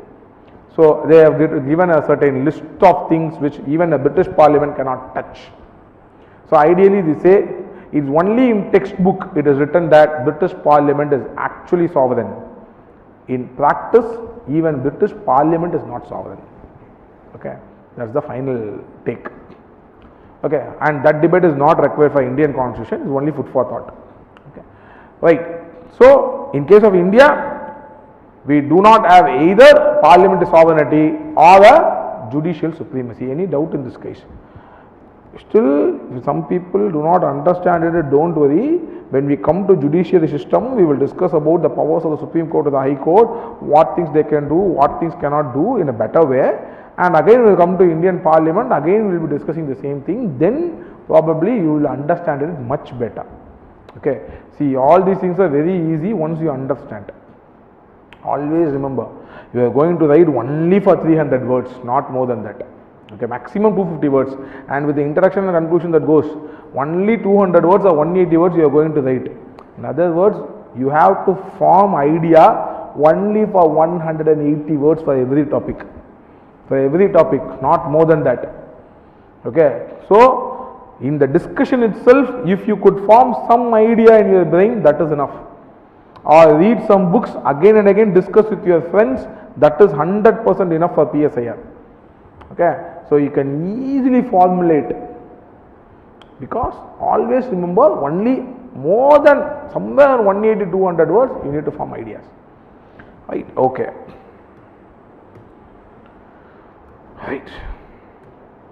Single citizenship, as I have already told you, in most of the federal polity you have citizenship for the state that is a part of and for the federation that you are part of, like in America. But in case of India, that is not the case. We do not give any dual citizenship. There is only one citizenship, that is Indian citizenship. Okay, so single citizenship, that is one of the salient features of Indian constitution. Universal adult franchise, the thing that we discussed last class itself, when India gave the universal adult franchise in the one go, everyone was astonished, because that is not the way by which other democracies worked. Correct? Other democracies, the process of giving franchise was progressive. Initially, only propertied class could actually vote, and then taxpayers, they could vote. Education, lot of things, only people with education could vote. Even now there is a lot of debate is there, whether, like how J.S. Miller said, dual voting. Okay, so 2 votes can it be given to people who is educated, okay, and multiple votes for uneducated, illiterate people, 1 vote would be given. So ideally all will get vote, but certain group of people will get 2 votes or 3 votes based on their position in democracy, how they understood democracy, based on the education and other position. Well, this is a possibility, that's a debate that is going. But people would say that is against democracy. Democracy is 1 person 1 vote. Okay, that is democracy.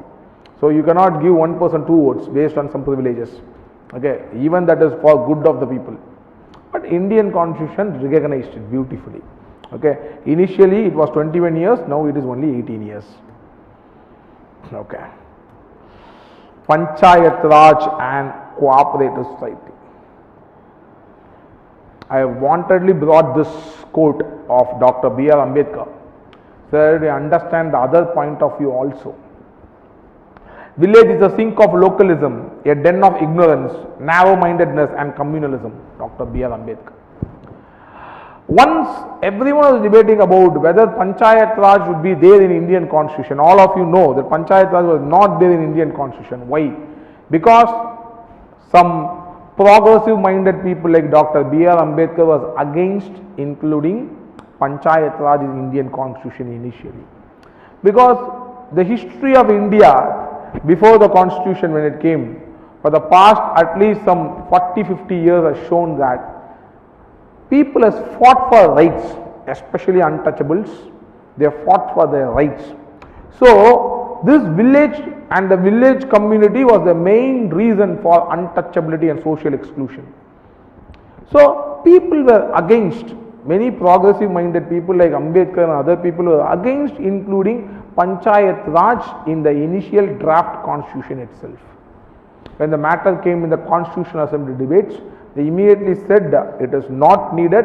The reason being, it is again going back to the past, like where the same caste hierarchy will come in place and the caste based panchayat will come into being. Okay, so you don't want any Panchayat Raj initially. So Panchayat Raj was not there in the initial draft constitution, even though our father of the nation is a very, very big fan of village governance. I know that India is not new to Panchayat Raj. Okay, from the Megasthenes accounts to Marco Polo or anyone, you can find any foreigner who have come, at least one line they would have said about this village panchayats.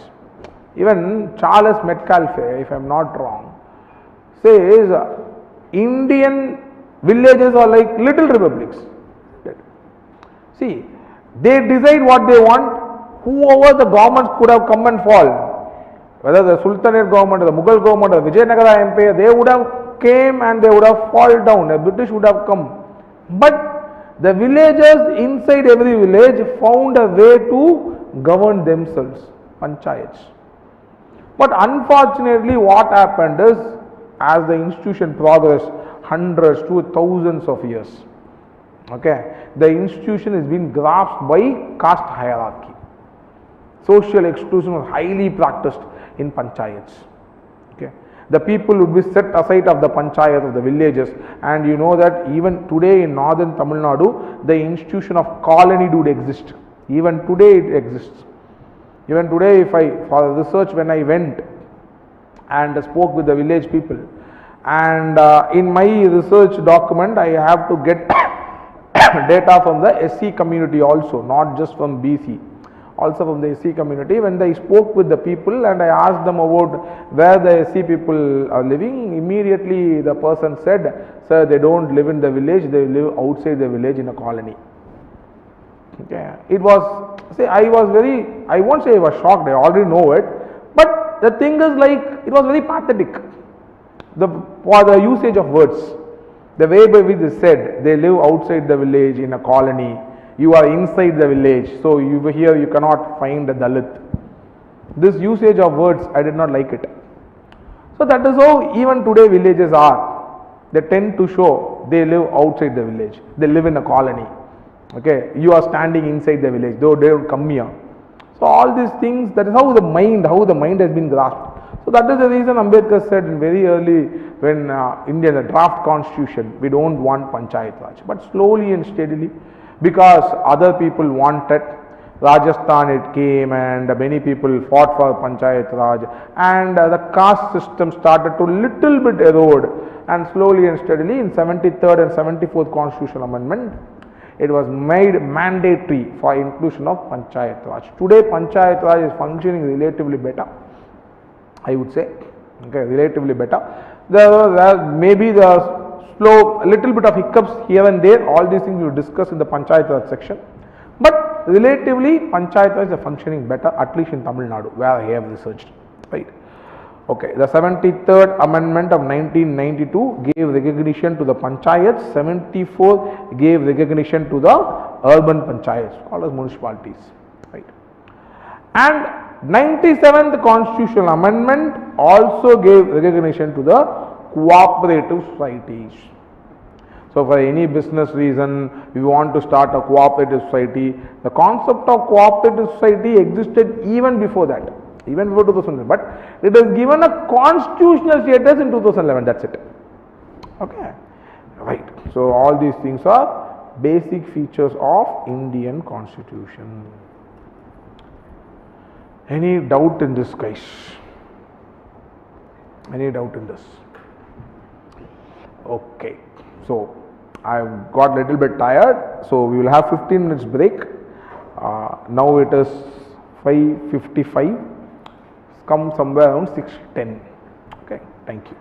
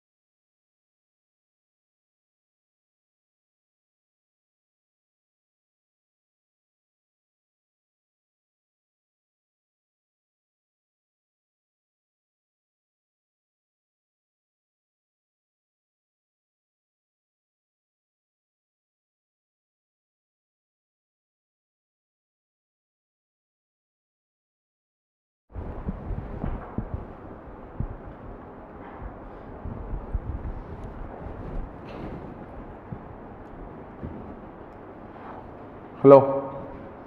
Right.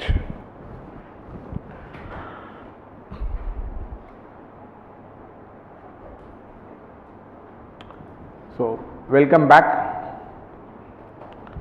So, the online students, the number is 9600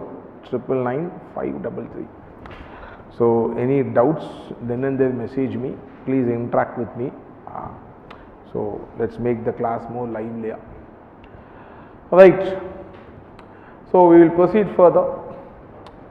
The last most important feature of India's polity is the Indian brand of secularism. Okay.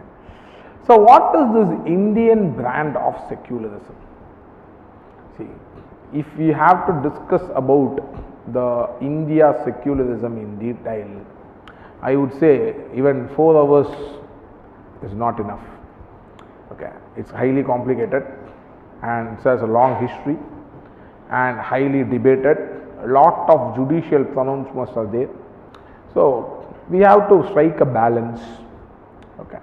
So, I would rather say read it to understand better. I will give you a lot of points of view now. Okay. How India's secularism is understood. I give you a lot of points of view now so that you understand it better. As you all know, we will see a little bit later.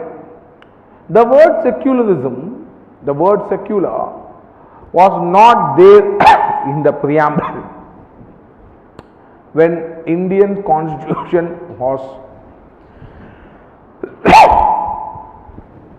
came into being in 1949-1950. Okay, in the preamble it was not there. Whether the word secular was there in any other part of the constitution, any other part of the constitution where the word secular was there? Yes or no? See, I don't think so. It's such a tough question. It's a very easy question.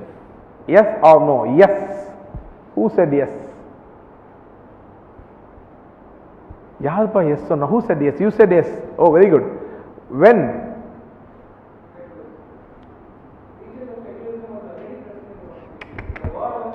I asked the question whether the word secular was there in the constitution, because we all know India's preamble declares India as a secular country, socialist, secular, democratic republic, right? But the word secular was not there initially, it only came in the later amendment. Okay. But initially the word secular was not there in the Indian preamble.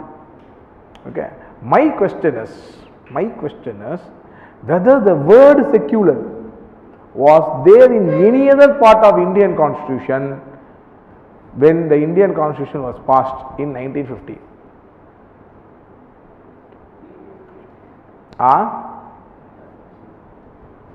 It's a very easy question. Yes, it was there. It was there in Article 25, Clause 2. Okay, where it declared, Indian constitution declared that the secular, other than secular activities, you can do. Okay, so you can pass for non-secular activities, the government can interfere. It was there in Article 25, Clause 2. Okay, in that word secular meant non-religious. Okay, you have to understand. So when the Indian constitution was passed in 1950, adapted in 1949 and came into force in 1950, only in one clause the word secular was there, and that was Article 25, Clause 2, and that word secular meant non-religious. Okay, non-religious. But what is the idea of secularism of Indian constitution? That's a matter of debate.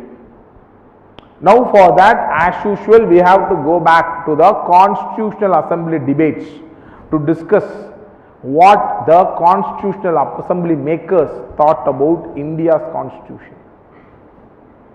Okay. The first and foremost debate that we have to go is the debate over inclusion of the word God in the preamble. Many people said it is a common practice. Even in, I think, in Irish constitution, we had the word God that is mentioned. So why not we have the word God being mentioned in India's constitution? Okay. So many people argued for it, many people argued against it. Okay. Many people said we cannot pass laws in a democracy in the name of God. We are passing laws in the name of God, then it cannot be a democracy. So when you include the name God in the name of God in the very first line of Indian constitution, it gives a wrong meaning. But many people argued, we are only including the word God there. We are not saying whether it is a Ram or a Rahim. If I say it is a Ram or a Rahim, then it becomes a theocratic state. Whether I am taking a point of view of one religion or other religion. But here, I am not taking any religion there. It is God. God is common to all religions. So what is wrong in including the word God in Indian constitution? The very first line.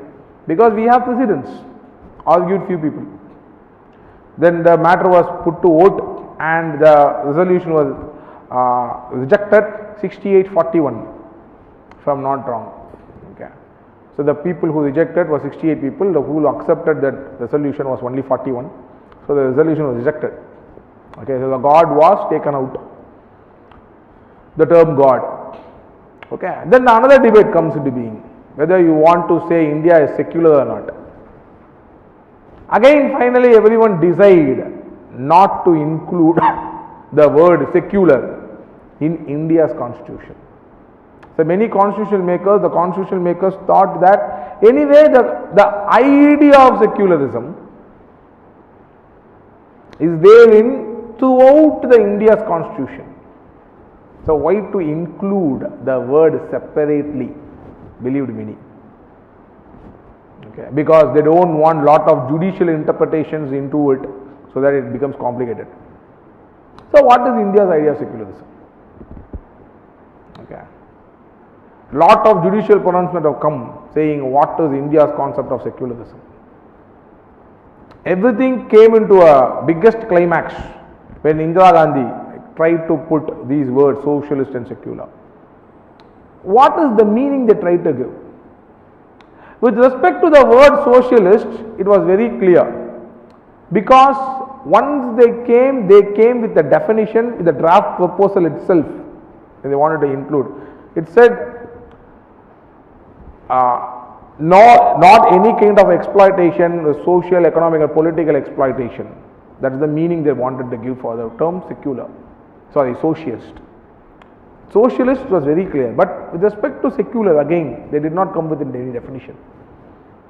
The beauteous part is, even socialism is not defined in India's constitution. That's a different story. I am telling you. Okay. Once they came with the draft proposal in the 42nd Amendment, they came with this proposal of including a definition of socialism, but for the case of secularism, even was not there. So what is secularism? Okay. So there were two concepts in the Vedic times, from the Vedic times, that was accepted in India. Okay. One concept is, as the general terminology of secularism says, see, the Western concept of secularism is staying away from politics. That's it. Okay. I mean staying away from religion, I am sorry. So, a state politics will stay away from religion. That is the general meaning of secularism. Okay. But India do not wanted to take that meaning of secularism. Rather, India took this meaning of secularism, which was called as Sarva Dharma Sambhava, which means equal respect to all religions. Okay. Even this we could find only during the debate when the amendment was passed. Okay. So Indian secularism, as we can find it, it is not a complete absence of or separation of religion from politics. Literal meaning. Secularism in the Western concept means separation of religion from politics. The state should not have any state religion. The state will not support any religion. There will not be any combination of state and religion. But Indian secularism is not that. Indian secularism, they wanted to say it's Sarva Dharma Sambhava, which is equal respect of all religions. Okay, that is how Indian secularism is being built. But again, there are a lot of questions which has to be answered about the nature of India's secularism. Okay, which is answered a little bit in India's constitution itself, but certain things is open for debate also. For example, we all know the term, the equality, which says that all religions are treated equally, the people of all religions get the equal chance. So the concept of equality is there in Article 14 and Article 15, everything is fine. But what about the religious minority question that is there in Article 29 and Article 30, especially Article 30? That's a matter of debate till date. Okay. Because the religious minorities is being given some extra things, in a sense that they can have their own educational institutions to preserve their culture, okay, which is not there for religious majority. But Supreme Court in various judgments has said Article 19 itself provides the same thing what Article 30 is providing for religious minorities to the majority. In various judgments it has said. Okay. If you read the Article 19, where it will give the freedom of practice of religion, Supreme Court in various judgments has said Article 19, where it actually provides that all the citizen can follow any practice, any religion. It internally it says that if you want, because you are a majority, you can start any education institution. Okay. So Supreme Court in various judgments has said it. So Article 30 is only specially for minority institutions.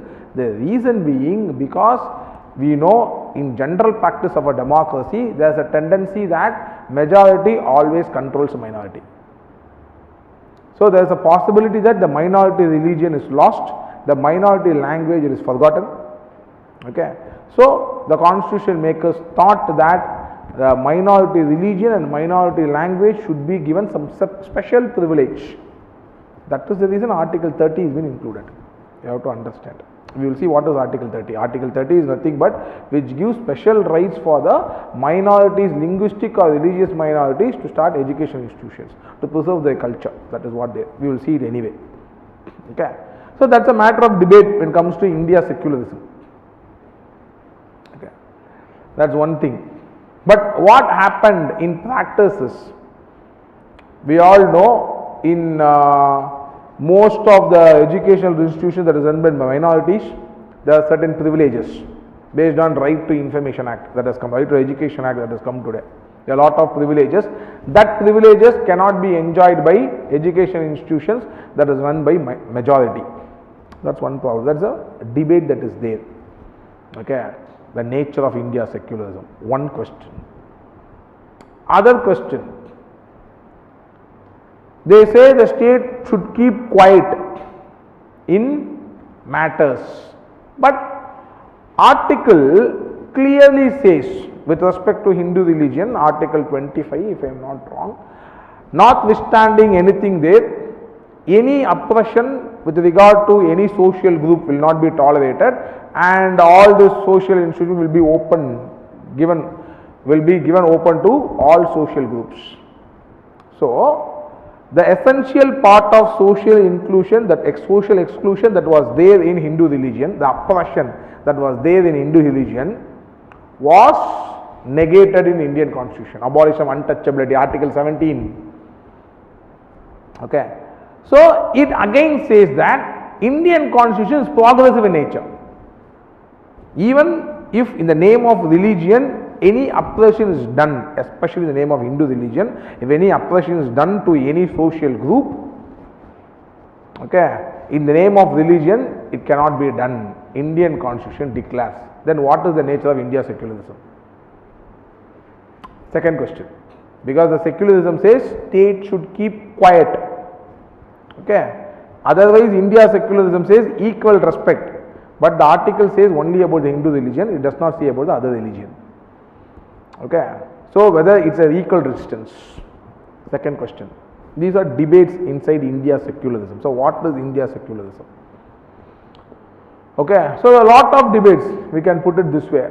So, wherever there is an oppression, another debate.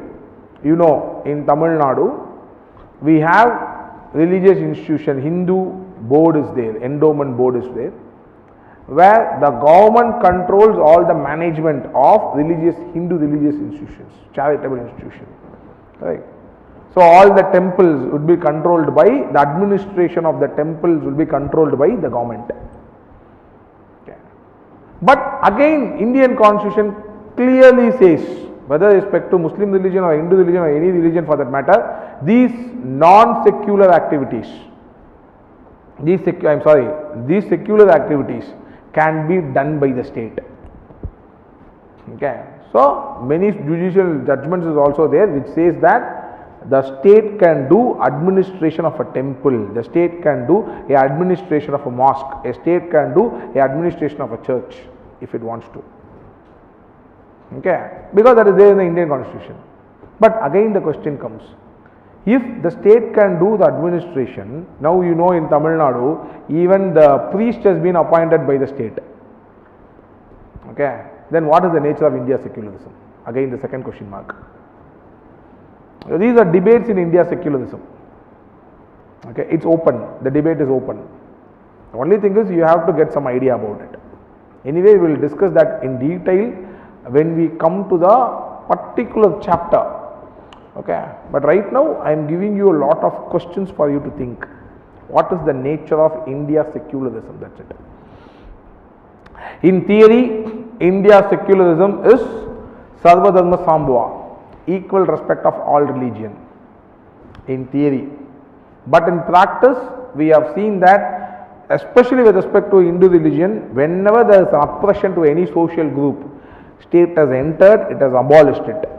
Whether any kind of social exclusion is being abolished in Article 25, I suppose, and Article 17, untouchability is abolished, okay, which was considered as essential part of Hindu religion, which the state has definitely entered. The draft constitution, the first constitution itself, it is there.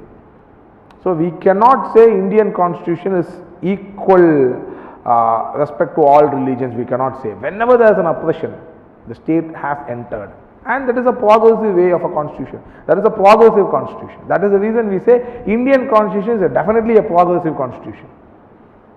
Okay. So Indian society, we know that Hindu society is marred by so much of caste oppression and social exclusion. The only savior was Indian constitution at that point of time, and Indian constitution did it. The only question is the inclusion of the word secular. Okay, that was done later. That is the reason the constitution makers did not want to include the word secular, because they know they have entered into the very way of Hindu way of life. They have questioned a lot of oppression, they have set right a lot of oppression that is there in Hindu society. Untouchability was abolished, social exclusion was abolished. All these things was categorically dealt with in Indian constitution, fundamental rights especially.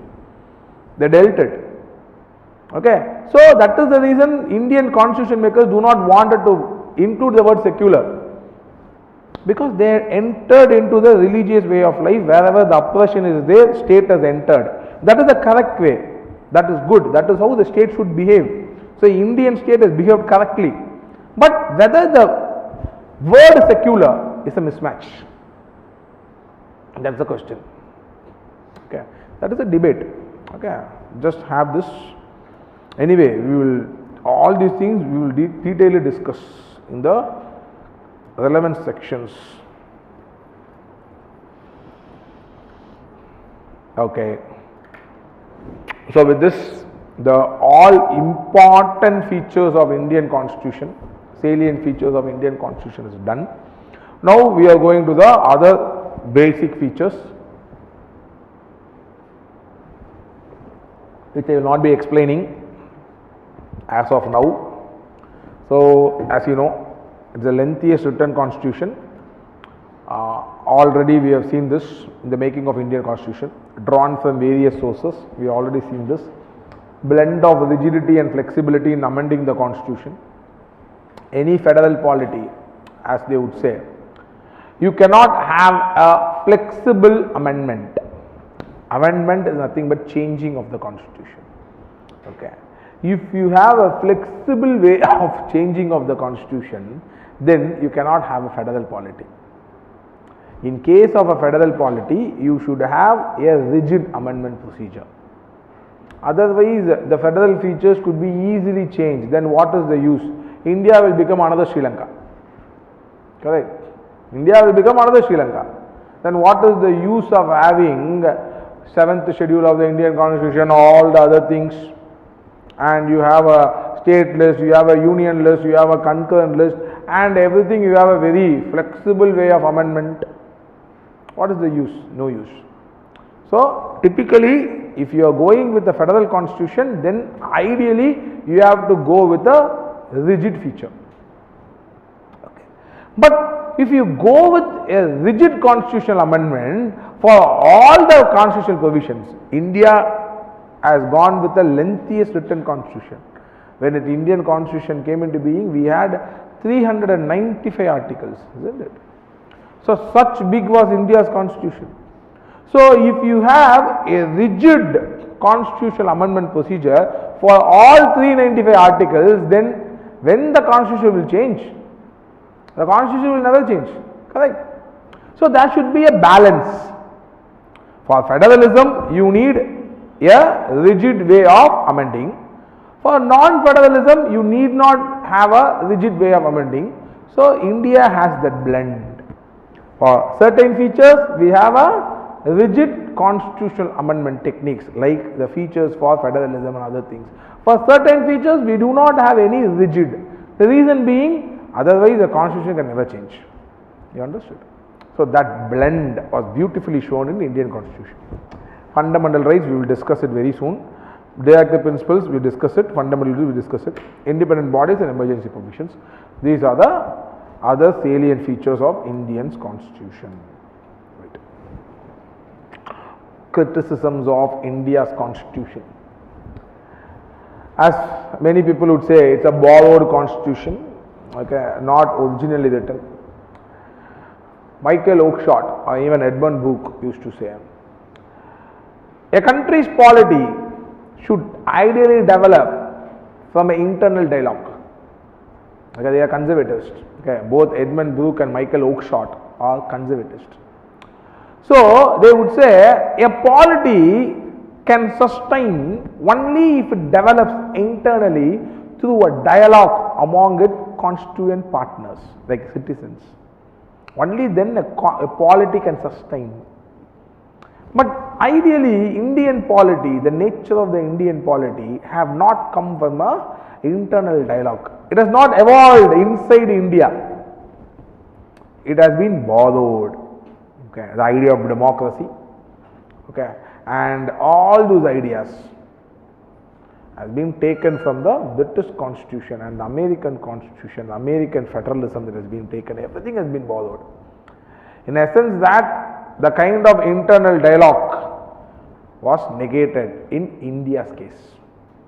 But it does not bar India from becoming a successful polity. India definitely is a successful polity. Okay, 73 years, 74 years as of now, 75 years, isn't it, as of now. We have seen so many governments fall nearby. The constitution has changed many times in Pakistan, in Sri Lanka, all nearby. The constitution has changed hugely, but in case of India, nothing has happened. So, even though there is no internal dialogue, as how Edmund Burke has said, like how Michael Oakeshott has believed, Indian polity, in spite of this borrowed constitution, is functioning very well. Okay. So, this is again a point of view, that is it. A carbon copy of 1935 Act, that is another criticism, okay, which Ambedkar himself has not denied it. Okay. Even B.N. Rao, as I already told you, the making of Indian constitution, B.N. Rao gives the initial draft to Dr. B.R. Ambedkar. and also all the other people of India's constitution makers, all the other Indian constitution makers, okay, all the other committees, whether the Union Power Committee or all committees, he supplies the initial draft constitution, which consists of some 270 articles, which is nothing but Government of India Act 1935. Okay, a little bit things he changed, be and raw, that's it. Okay, and from that our drafting committee works on it. So Ambedkar never he said, yes, if you say that is a plagiarism, I am not ashamed of plagiarism, Ambedkar said, because whether it's a plagiarism or not, that is not the question. Whether it will work or not, that is the question. Okay, because we are writing a constitution for the people. Nothing wrong in taking those things which is already worked in the nearby countries. Okay, so even though that's a criticism, the carbon copy, nothing wrong on it, or the borrowed constitution, nothing wrong on it. Un-Indian or anti-Indian, again, this comes from the point of view of conservatism, where there is no internal dialogue. So technically, the Indian values and Indian aspects have not been respected in India's constitution. Okay, we all know Indian constitution, as I just now told you, we always lived in villages, but village panchayat raj is very much absent in Indian constitution. India most of the time has lived in villages till the constitution was made. Okay, whoever the government, whether the Chola dynasty or the Pandya dynasty or whichever dynasty that it is, okay, only most of the time, only in cities the power of the king will be felt, only in big cities. Okay, they will say in India initially, see, if this is a city, the power diminishes when it goes to the villages. Okay, so all these villages will be more or less independent with their own way of life, their own governance. Okay, that is how India has lived all these 2000 years, claims historians. But Indian constitution, typically an un-Indian constitution, where we do not have village panchayat raj, where every aspect of the governance is being dealt with the constitution, rule of law. Right. Elephant size, another criticism. Paradise of the lawyers, Ivor Jennings. Okay, because relatively true, even today we find that because all this basic structure and all the other things has come because of the very reason, lot of loopholes in India's constitution phrasing, the way by which the articles have been phrased. Okay, that is one thing. Right, with this we will proceed further. Lack of time. Right, preamble of India's constitution. Now read this yourself. Now you have to answer the question. Social contract theory.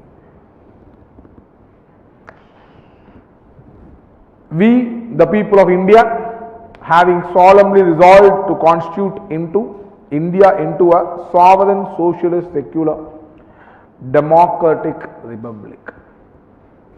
Sovereign, socialist, secular, democratic republic, and to secure to all its citizens justice, social, economic, political, liberty of thought, expression, belief, faith and worship, equality of status and of opportunity, and to promote among them all fraternity, assuring the dignity of the individual and the unity and integrity of the nation. In our Constitution Assembly, this 26th day of November 1949, do hereby adopt, enact and give to ourselves this Constitution. Okay. So how will you link what is the social contract theory? Social contract theory, it's a kind of a theory that was floated by liberal thinkers.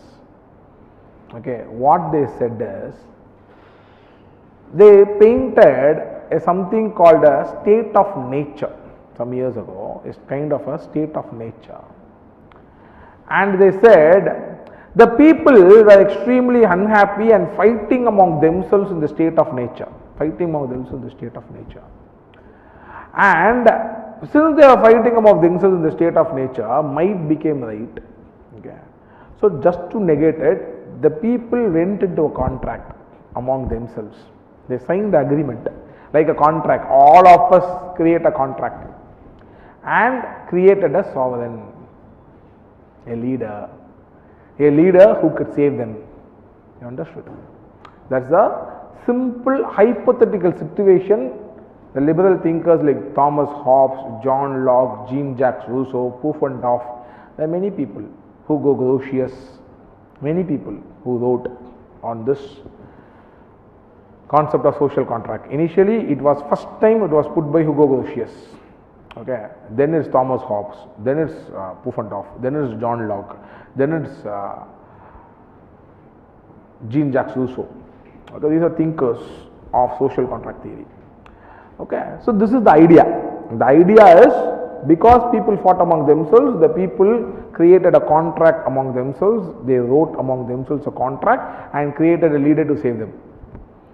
So how India's preamble, what India's preamble says, we the people of India, having solemnly resolved to constitute India into a sovereign. So we the people of India, and finally it also says, give it to ourselves this constitution. This is the word that you have to highlight in the paper.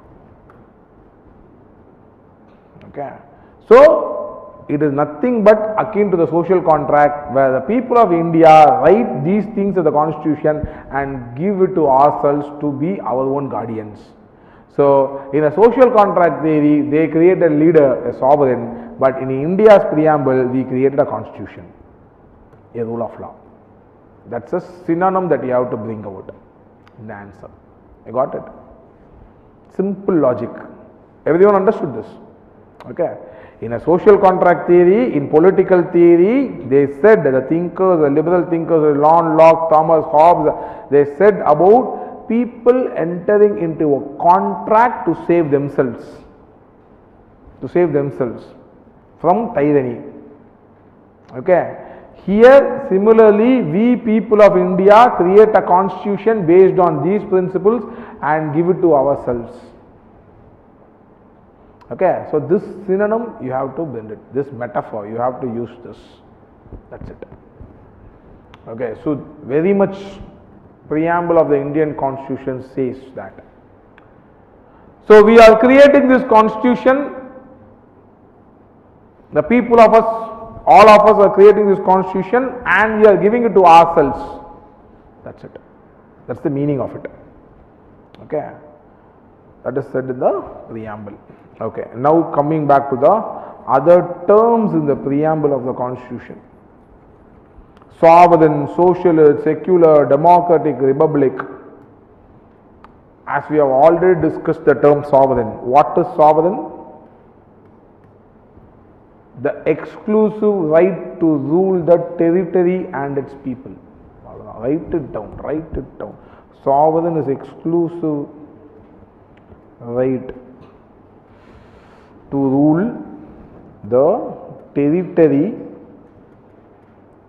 and its people. Write it down. That is the meaning of sovereignty in the India's constitution. Simple meaning. What is socialist?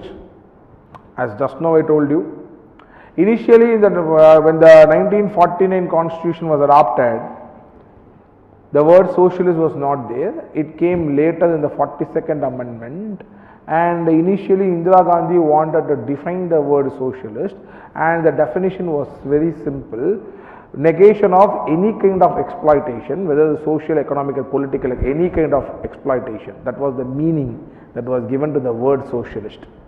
Okay. So socialist is a kind of a society without any exploitation, either social, economic or political exploitation. That is the meaning that was given initially, but when the amendment was passed, that meaning did not pass for unknown reasons. Okay, so today's Indian constitution do not have any definition for the word socialist. Okay, but the supposed meaning is this. Okay, even though it has not been defined. Okay. right? So we are not socialist in the way by which Karl Marx has used it.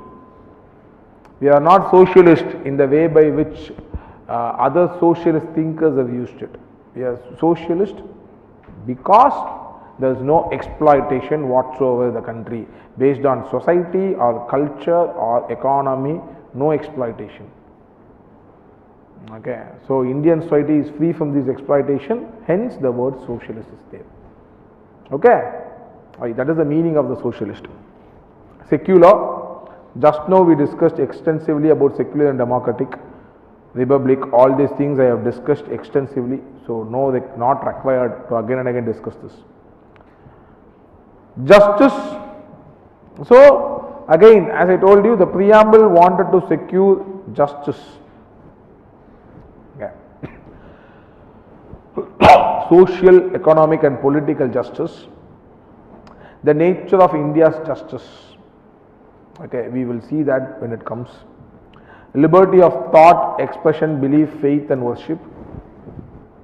Everything is enshrined in India's fundamental rights, the nature of India's freedom, the kind of rights that we have. Okay, equality of status and opportunity. That is the reason I said Indian constitution is a typical liberal constitution, because the concept of equality of status and equality of opportunity is a typical liberal doctrine. Okay, they never spoke about equality of outcome. Okay, they only spoke about equality of status and equality of opportunity. It's a typical liberal concept of equality. Okay, India is not a social democracy, it is a typically a liberal democracy, right? So to promote among them all fraternity.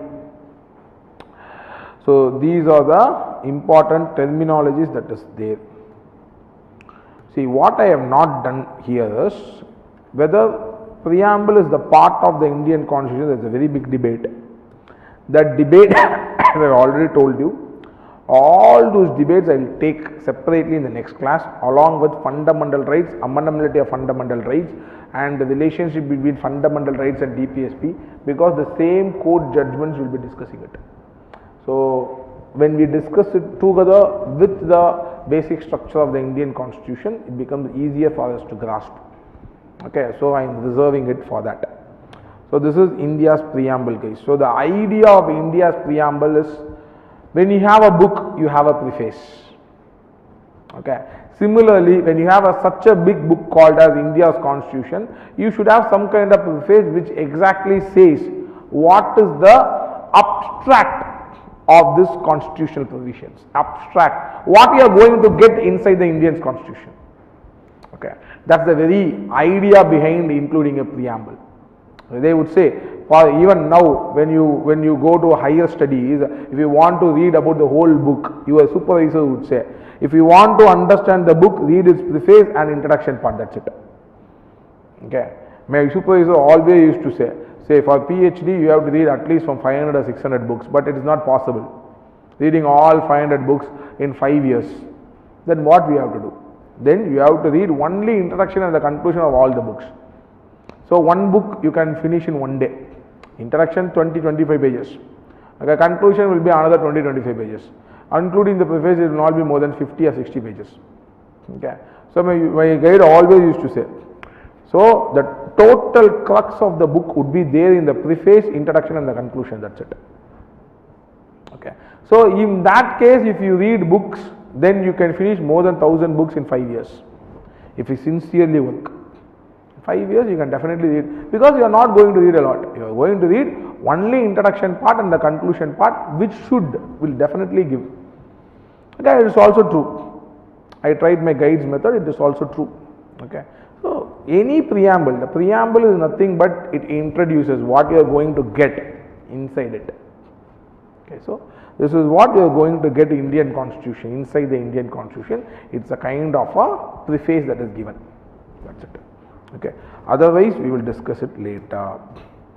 Okay, guys. Now with this, we are moving into another important part of fundamental rights. Actually, ideally, I thought of finishing both fundamental rights and DPSP today. So I thought not, when I come to the next class, we have only discussion about the judicial pronouncement, all the with regards to our PSIR. Okay, how the basic structure amendment has come, what is the concept behind it. So I thought we will have only those discussions then, but I don't think so I could complete. Okay, right. Any doubts till now? The salient features of Indian Constitution or the preamble of the Indian Constitution. Any doubt? Online students, any doubt please ask me. Any doubt please ask me. Any doubts till now?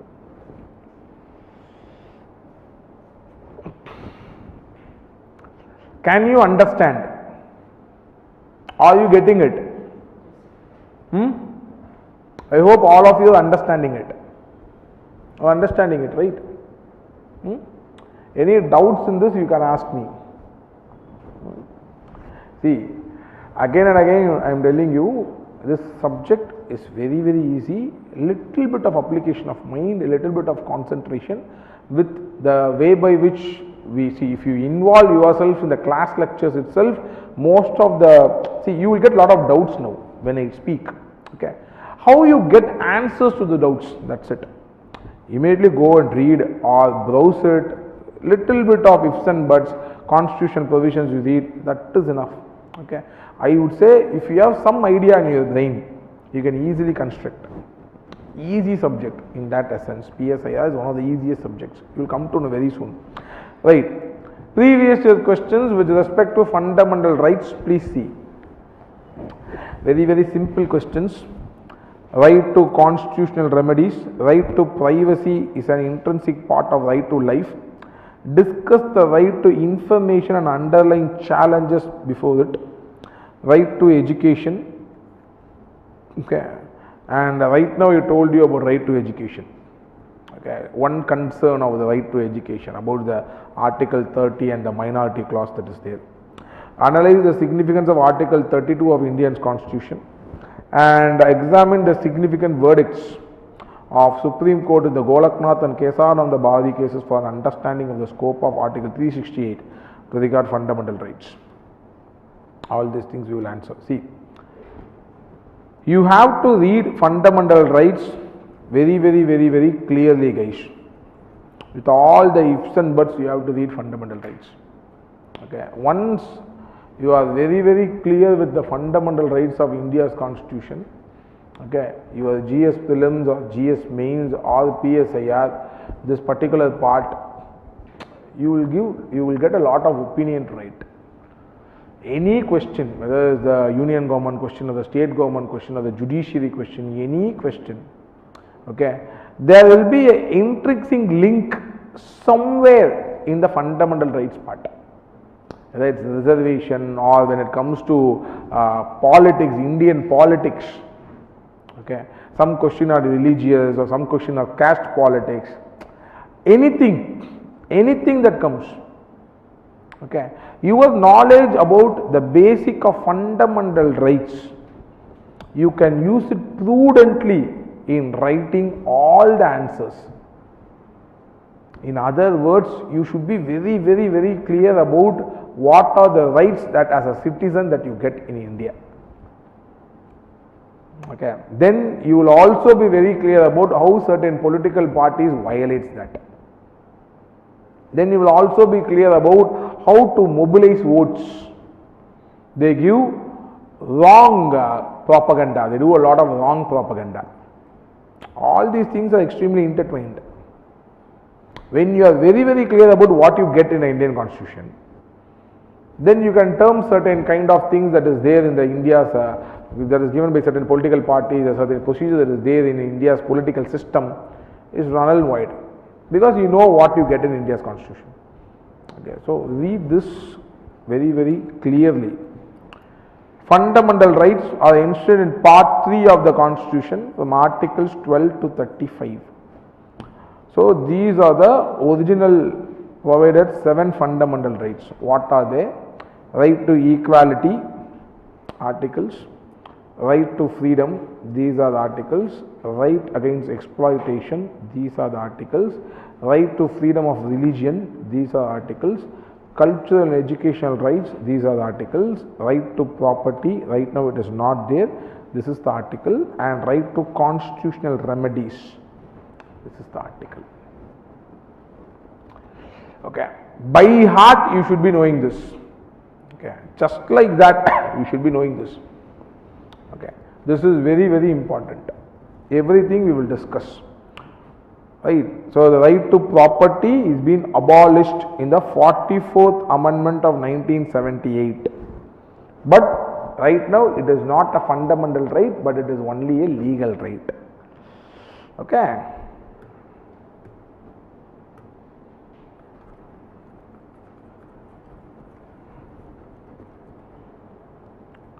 So who gets the fundamental rights? That's the ideal question. Whether only the citizen get or even a non-citizen get, what is the extent of the fundamental right? All these questions has to be answered. Correct. So some of them are available only to the citizens, while the others are available to persons, whether citizens, foreigners or legal persons like corporation or companies. Okay. So this should be very clear. Whether fundamental right is absolute. In any case, whether fundamentals cannot be abrogated. See, yeah, any liberal democracy cannot exist in that way, isn't it? Theoretically speaking, we already discussed the theory. What is the very idea of creating a government? Everyone should get equal liberties. If your freedom, you are trying to abrogate my freedom, then there should be an authority to restrain your freedom. Correct? If I give you ultimate freedom, freedom of speech is given. You can speak whatever you want. Yeah. Freedom of association is given. So you start a terrorist association because freedom of association is given. Okay. Then it becomes a threat to the national security. In other words, it becomes a threat to the other person's freedom. So no country can exist. In other words, no polity can exist. Then what is the use of rule of law then? You have to go to the theory. The theory says, the liberal theory simply says, why you want to create a state? To ensure maximum freedom and equal freedom to everyone. Go back to the liberal theory. Okay, already we have taken that. So that is there in the Indian constitution also. So Indian fundamental rights are not absolute, but they are qualified. Only if they are qualified, it is a polity. It's a state. Only if they are qualified. If they give absolute fundamental rights, then your freedom will automatically take away my freedom. Then what about my freedom? So equal freedom should be given. You should also be given equal freedom. At the same time, I should also be given equal freedom. Then it cannot be absolute. It could only be qualified. Simple logic. If you understand the logic, it becomes easy for you to understand. So Indian fundamental rights, for that matter, none of the fundamental rights could be absolute to the greater extent. They would say certain countries' fundamental rights are absolute. Only in theoretically it is absolute. Okay. Theoretically, for namesake you can say, but none of the fundamentals can be absolute in the fullest of term. Right. But qualified. The state can impose reasonable restrictions on them. However, whether such restrictions are reasonable or not is to be decided by the courts. Okay. Thus, they strike a balance between the rights of the individual and those of the society as a whole, between the individual liberty and social control. See, this is the very basis of world polity, human polity. Okay. All of them are available against the arbitrary action of the state. Okay. Arbitrary, that is what a civil right is all about, arbitrary action. Okay. However, some of them are also available against the action of private individuals. Okay. So fundamental rights are also against private individuals, also against state. What is a state? What is the definition of a state? We will see very soon. Okay. Some of them are negative in character, that is, place limitations on the authority of the state, while others are positive in nature, conferring certain privileges on the persons.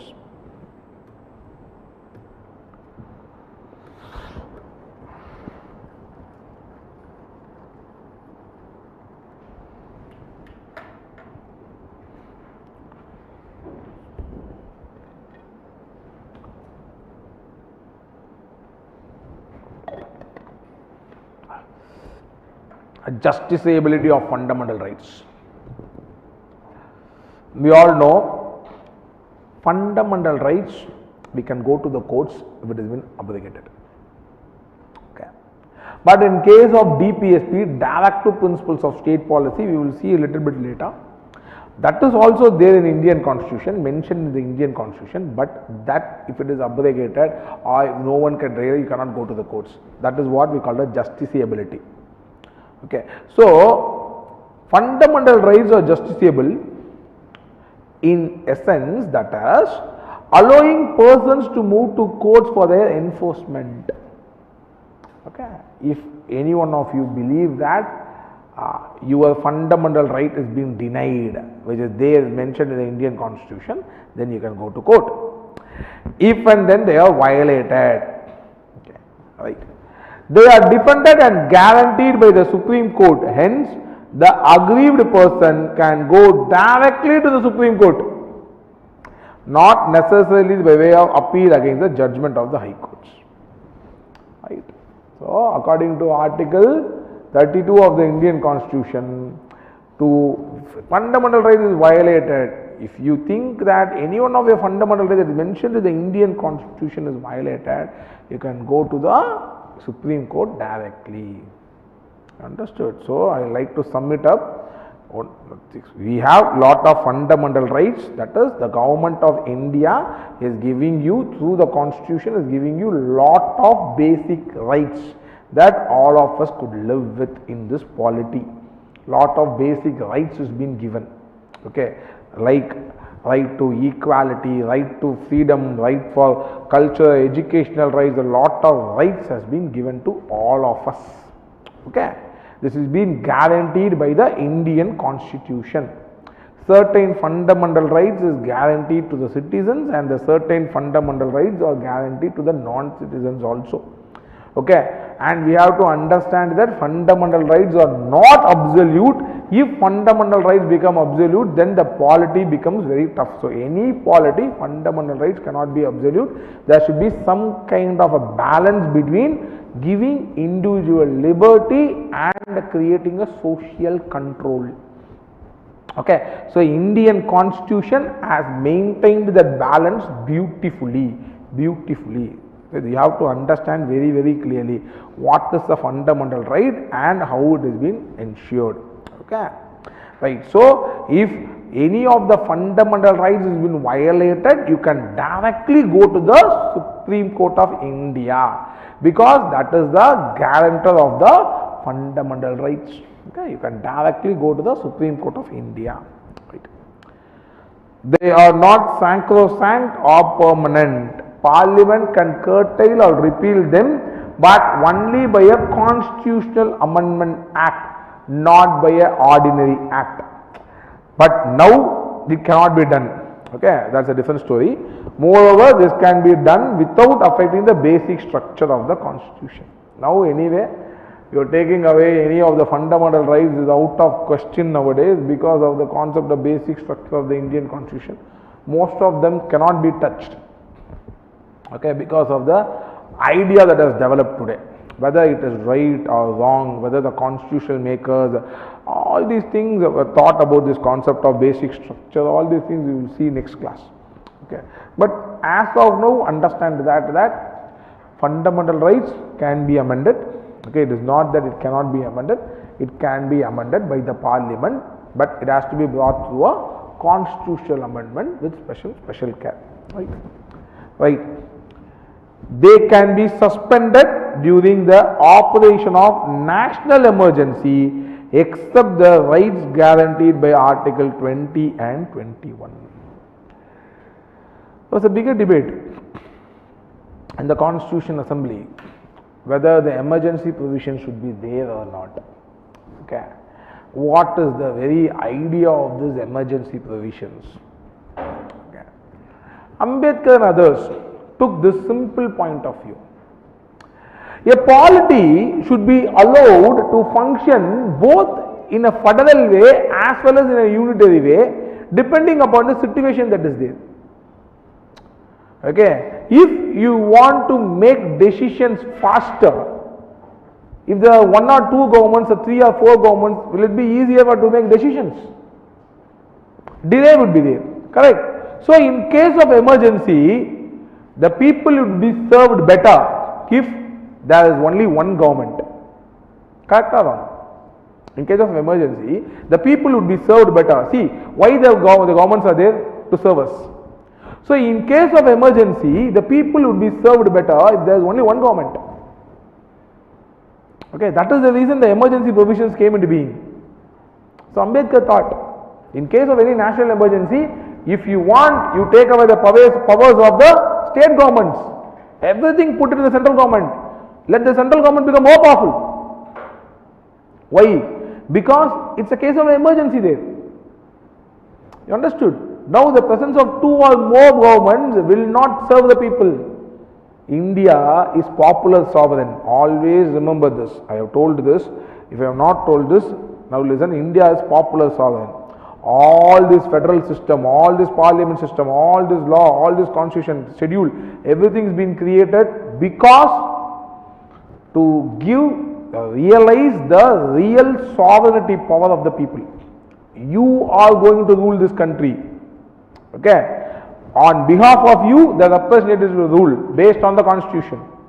So, if you have to secure justice to you, if I have to secure justice to me, what are the procedures that is available? So, Ambedkar said, in normal stance, you need federal government, 2 or 3 governments, you need lot of fundamental rights so that everything, the arbitrary act of the government, everything would be curtailed so that the polity is correct. But in emergency situation, if there are 5 governments, 6 governments, okay, and everything you have to look into all the points of view, all the governments, then lot of fundamental rights is being given to all the people. For every act you have to curtail, you have to go on par with the fundamental rights that is there. Then decision making will not be faster, correct? Decision making will be slower. So in case of emergency situations, you have to create or make decisions faster, believe the constitution makers. That is the reason that during the kind of emergency, certain rights could be suspended. Understood? But certain rights are extremely important. You cannot allow that to be suspended. Okay? That is the reason certain rights are not suspended. Okay. So, Indian constitution makers want to strike a balance. You have to understand the logic. Once you understand the logic, is very simple. Logic is very simple. Everything is being created to serve the people. So, in normal situation, the people will be served better if there is 1 or 2 governments, more governments, and the fundamental rights, everything is there. The people will serve better. But in case of emergency, if everything is there, decision making becomes slow. If the decision making becomes slow, then it is not going to serve the people. So, at the case of emergency, abrogate everything.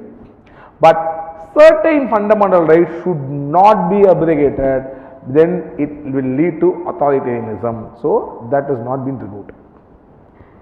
Okay, right. So, further, the 6 rights guaranteed by Article 19 can be suspended only when emergency is declared on the grounds of war or external aggression. Okay. So, external emergency and not on the ground of armed rebellion. Okay. All these things are latest addition. Okay. After the problem of emergency that happened when Indira Gandhi passed emergency in 1975 to 1977, and you know the story when emergency passed. Even the Home Minister do not know that the emergency is going to pass tomorrow. No one knows. You know the story.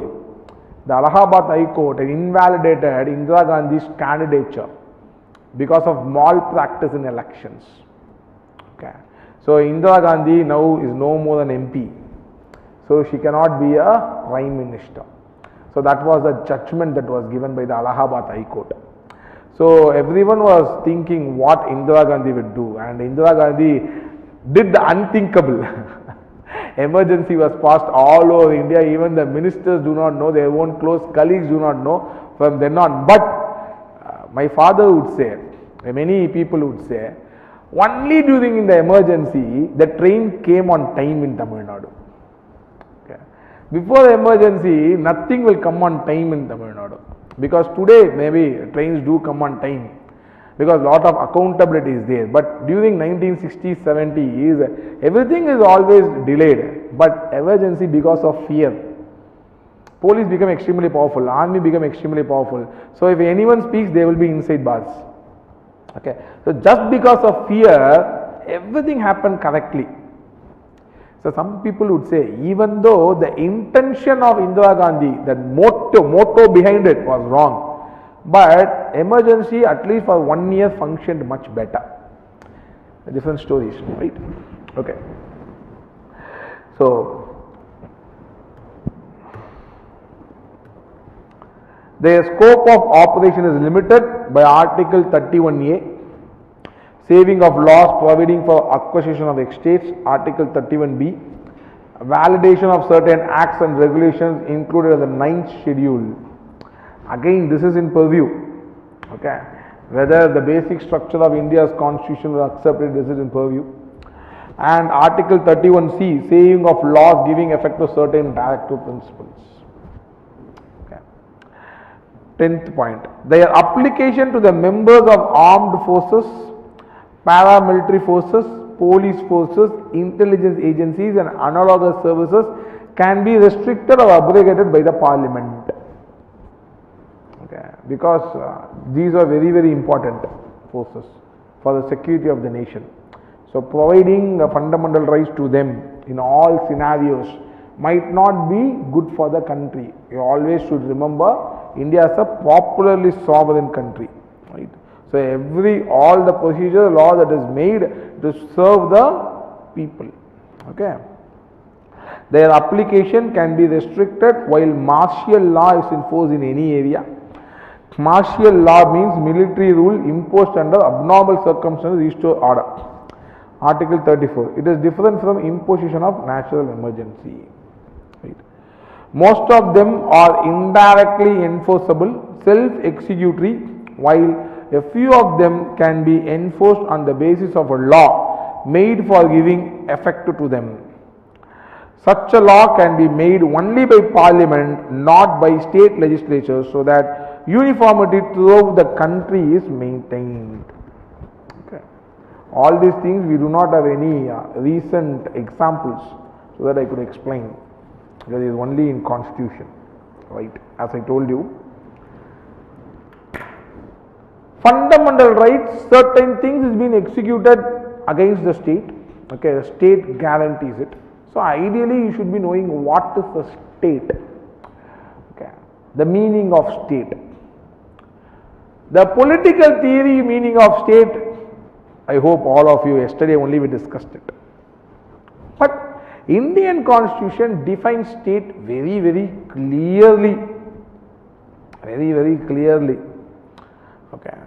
I happened to correct a political theory paper where to define state, that person has defined state how Indian constitution is defined. Okay. I wrote a comment, what you have done is not wrong. Not wrong. But ideally, if you said this as an example, that is okay.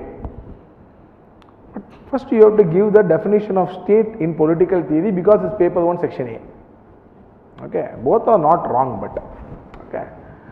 So what is the state? The term state has been used in different provisions concerning the fundamental rights. Article 12 has defined the term for the purposes of part 3. According to it, the state includes the following. What are they? Government and Parliament of India, that is executive legislative organs of the Union government. Government and legislature of the state, that is executive and legislative organs of the state government. All local authorities, that is municipalities, panchayat, district boards, improvement trust, etc. all other authorities, that is statutory, non-statutory authorities like LIC, ONGC, SAIL, etc. The state has been defined in a wider sense so as to include all its agencies. All its agencies, all government bureaucratic agencies are considered a state. It is the actions of these agencies that can be challenged in the courts as violating of the fundamental rights. According to the Supreme Court, even a private body or any agency working as an instrument of state falls within the meaning of state under Article 12. If you get any kind of a funding from the government or government institutions, you are a state. Okay. So anything that is being funded by government and government institutions, typically you become a state. So all the other agencies of the state is a state. Okay. Any public authority where the government has a maximum stake is a state. Okay. So you cannot escape it. So that is where the public sector institutions follow a lot of problems in India. Why there is a decline of public sector institutions? Why there is a decline of public sector institutions? Because they have to ensure all these fundamental rights and all the other things, okay, in the way by which they run the public sector institutions. So profitability is not a possibility. Okay, that is the reason most of the public sector institutions today do not run in profit. Lot of labor unions are there. You have to respect the feelings of the labor unions. Okay, fundamental rights guarantees association, freedom of association and other things. Okay, so you cannot negate it. So there are a lot of problems the labor unions will also create. Okay, so that is one of the reasons why, because of this, okay, public sector institutions, not only in India, across the world, has not been profitable. Okay. Now, after having discussed about holistically about what is the fundamental right, what is the logic behind the fundamental right, now let's go exclusively into different fundamental rights. So I am not going to discuss every fundamental right individually, okay, but rather I will discuss that as a group and I will give you comments based on the groups. Okay, so it becomes easier for you to grasp, because this is not prelims. So in prelims individually you have to discuss it, then it becomes easier for you writing the options, but for us it is not required that way. So right to equality, right now it has been highly in question nowadays, okay, because of the 10% reservation that has been passed, okay, recently. Passed very early, way before, but the recent judgment about the 10% reservation, okay, whether the Supreme Court what it has given is correct or wrong, a lot of questions that is there, isn't it? Okay, so everything comes in the Article 15, okay. So Article 15 and Article 16, whether it is right, whether it is wrong, lot of debates in media, in the newspapers, a lot of things has been discussed. Okay.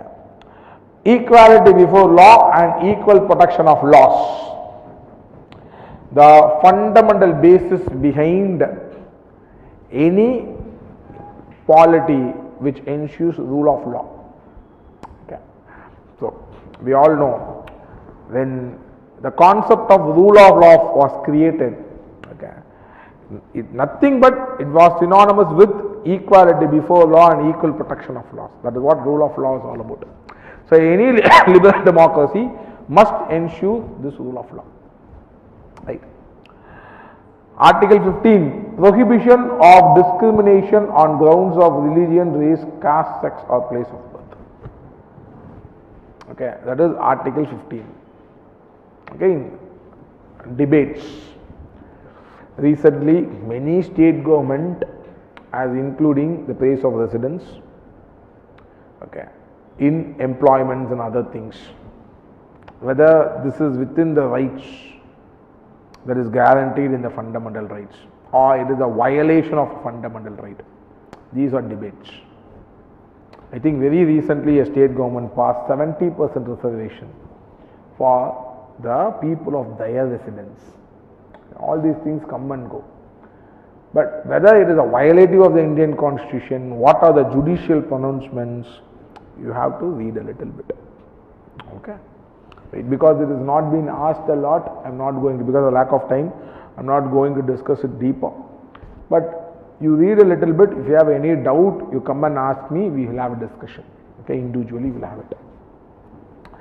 Equality of opportunity in matters of public employment. Okay. Abolition of untouchability and prohibition of its practice, Article 17. That is what I said recently. The concept of secularism. Okay. Even though most of the Hindu groups will not accept untouchability as part of Hindu culture and tradition, but eventually, at least for the past 1000 years, we have seen untouchability remained an integral part of Hindu religion. Integral part of Hindu religion, even though the Hindu organization will not accept it. Okay, few. But Indian constitution was so progressive in nature, extremely progressive in nature, it went and abolished the practice of untouchability. So state did enter into religious matters. So it is not that state has not entered into religious matters, state did enter the religious matter. If it is not religion, then what is religion? Okay, so it is a progressive constitution. Our constitution is a more of a progressive constitution, I would say. Okay. So that is the reason again another debate comes into being, whether the word secular is a misfit or not. Okay. So right. Abolition of titles except military and academic. Abolition of titles except military and academic. Okay.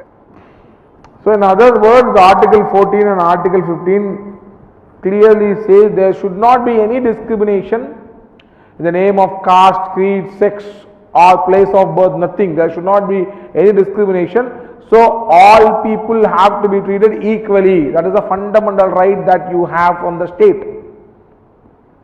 Okay, so you have the right to be treated equally the way by which the other is being treated.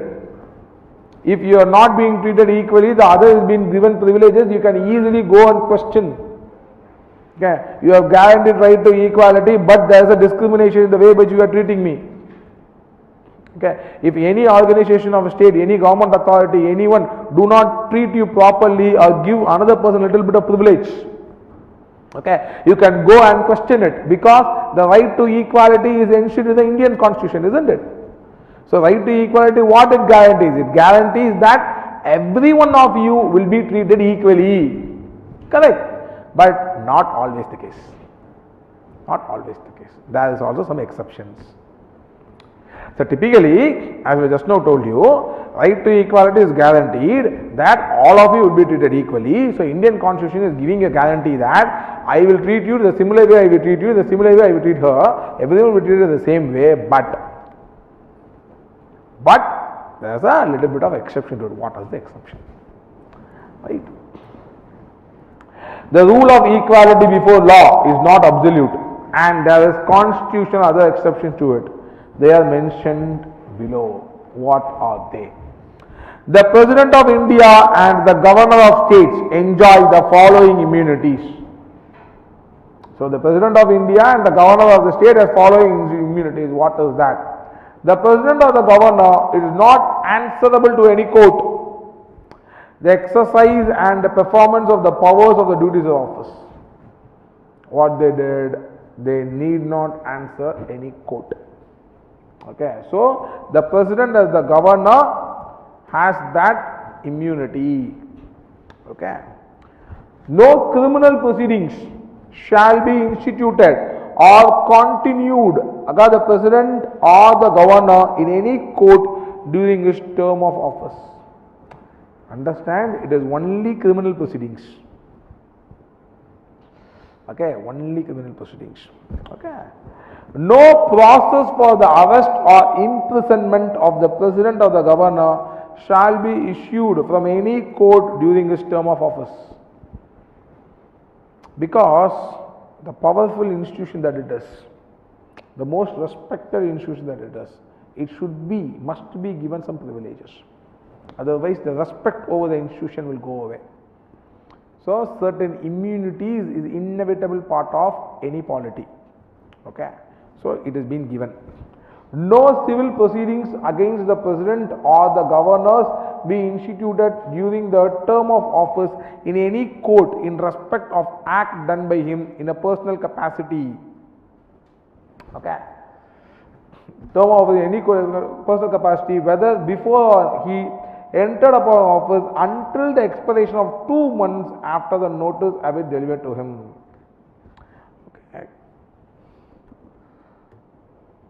Okay. Other exceptions to equality.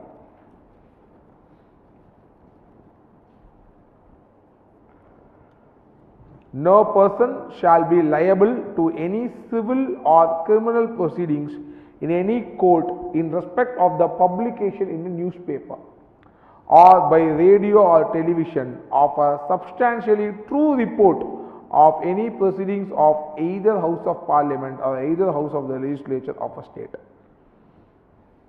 Okay. No member of the Parliament shall be liable to any proceedings in any court in respect of anything said or any vote given by him in Parliament or any committee thereof. These are parliamentary privileges that is given. In other words, all these things, please make a note of it, that we have some privileges to different sections of people. For Parliament, they have parliamentary privileges. President, they have some privileges. Governor, they have some privileges. So, right to equality is not absolute. No member of the legislature of a state shall be liable to any proceedings in any court in respect of anything said or any vote given by him in the legislature or any committee thereof. Okay. Similarly, to the member of the legislature also, the similar clauses available.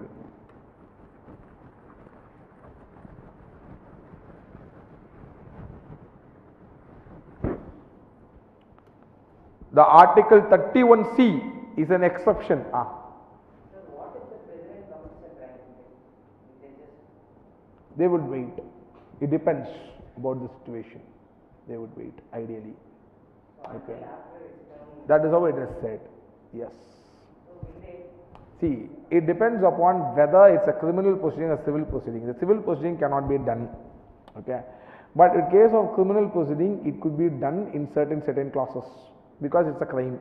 Okay. But in case of civil proceeding, it cannot be done 2 years, 2 months after it. Okay. But criminal proceedings, in certain cases, it will be done because it's a crime, as you said. Okay. But most of the cases, as you know, the example is not there in India. So I cannot exactly point out what happened during this time and explain you further. Okay. In case of criminal proceeding, it could be done in certain scenarios because it's a crime. Right. Exceptions to equality. Article 31C is an exception to Article 14. It provides that laws made by the state for implementing the directive principles contained in Clause B or Clause C of Article 39 cannot be challenged on the ground that are violative of Article 14. The Supreme Court held that where 31C comes in, Article 14 goes out. Okay. The foreign sovereigns or rulers, ambassadors and diplomats enjoy immunity from criminal and civil proceedings. Okay. The UNO and its agencies enjoy the diplomatic immunity.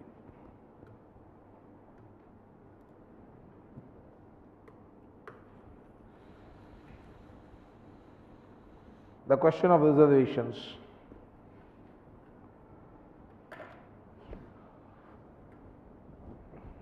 We all know Indian Constitution do provide the provision of reservations in education institutions and in employment and for SC/ST community even in promotions.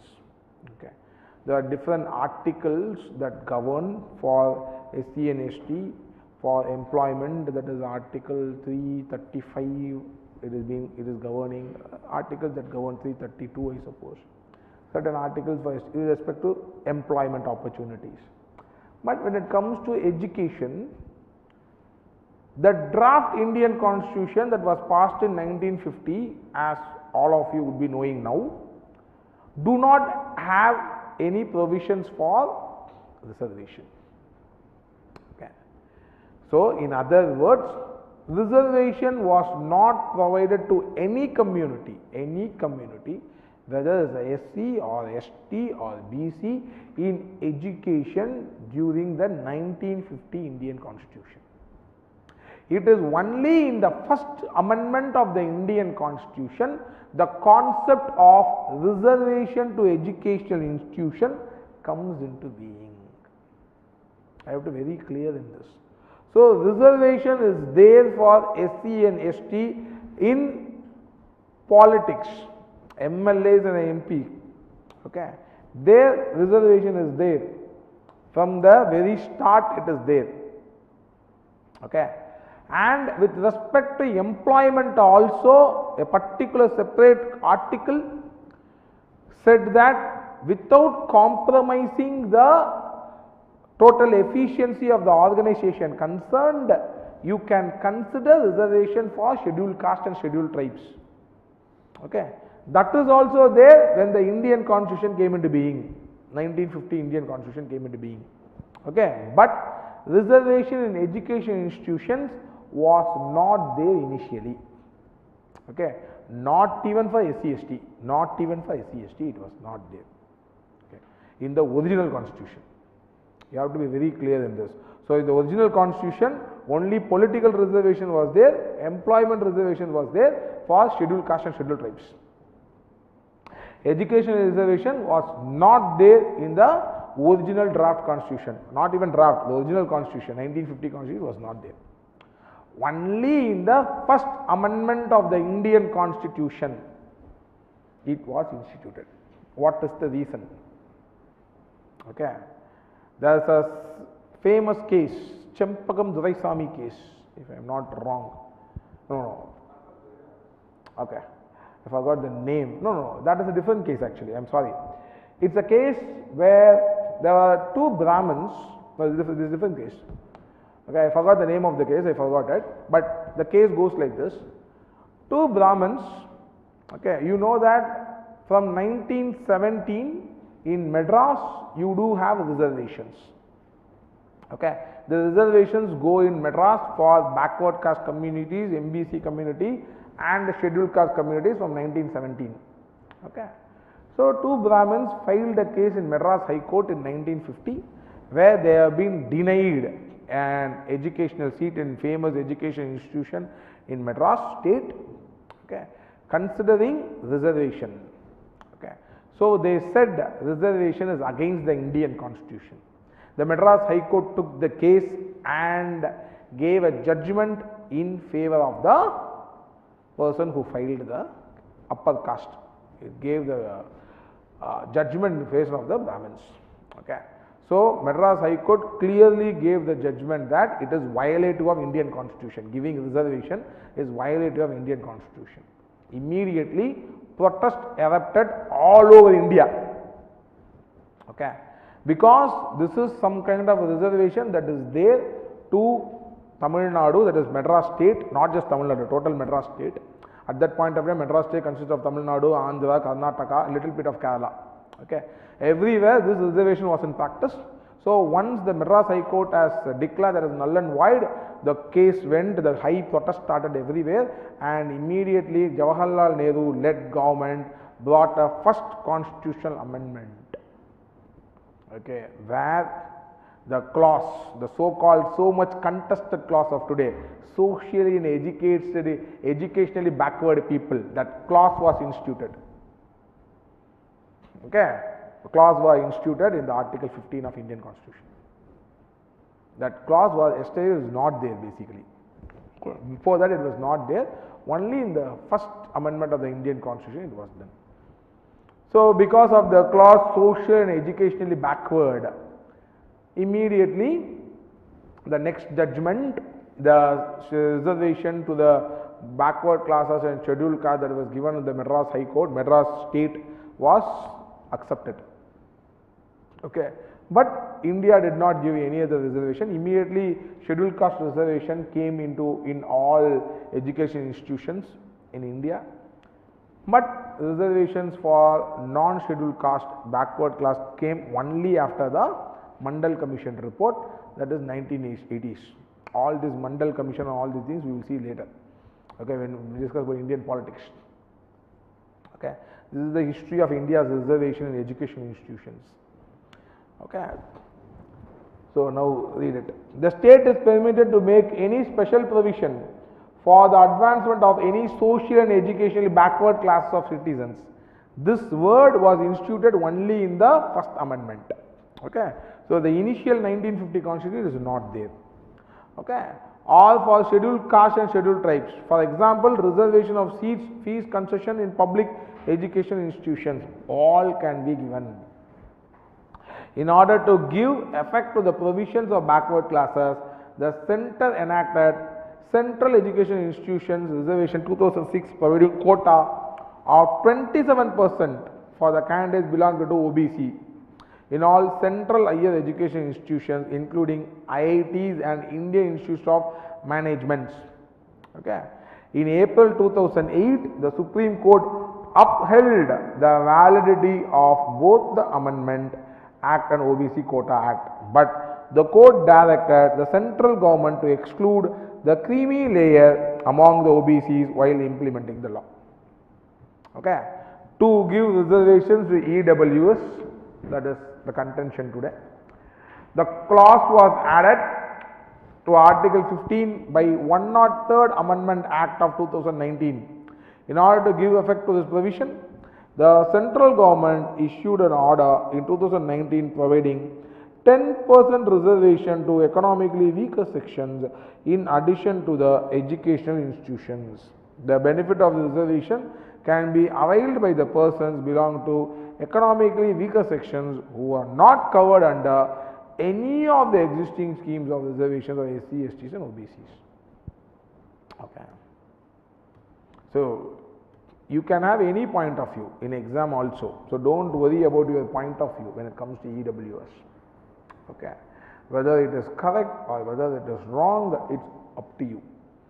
Okay, so everyone have their own point of view. You can say any point of view, and you rightfully you can say with certain examples. Okay, so it does not signify whether you are right or wrong. Just a comment. Okay, right. Because anyway, as such, Supreme Court upheld this EWS. When it has said it is right, then there is no debate when going against that whether it is right or wrong. Okay. So, Supreme Court has declared that it is right, it is not violative of the Constitution. Right. The state can provide for reservation of appointments of post in favor of any scheduled caste and scheduled tribe that is not adequately represented in state services. Okay, Article 335, I told you. So, for employment, that is there from the start itself. Okay, only for education, for SC, ST and backward classes, it is done recently. Okay, that is not recently, that is the first amendment of the Indian Constitution, that was also done in 1950 only. But the initial Constitution was not there. Okay, but in case of employment, first itself it is there. Okay. The relaxation of qualifying marks, lowering standards of evaluation can be given to SC, STs were secured through 82nd Constitutional Amendment of Article 335. Okay. The reservation in promotion and services was secured through 77th Amendment 1995, 85th Amendment of 2001. So, for scheduled caste and scheduled tribes, even in promotions there is a reservation. Okay. The state can provide for reservation of appointments for posts in favor of any backward class that is not adequately represented in the state services. Okay. A law can provide that the incumbent of an office related to religious or denominational institution or a member of its governing body should belong to the particular religion or denomination. The state is permitted to make a provision for reservation of up to 10% of appointment of post in favor of any economically weaker section of citizens. Right. I would rather say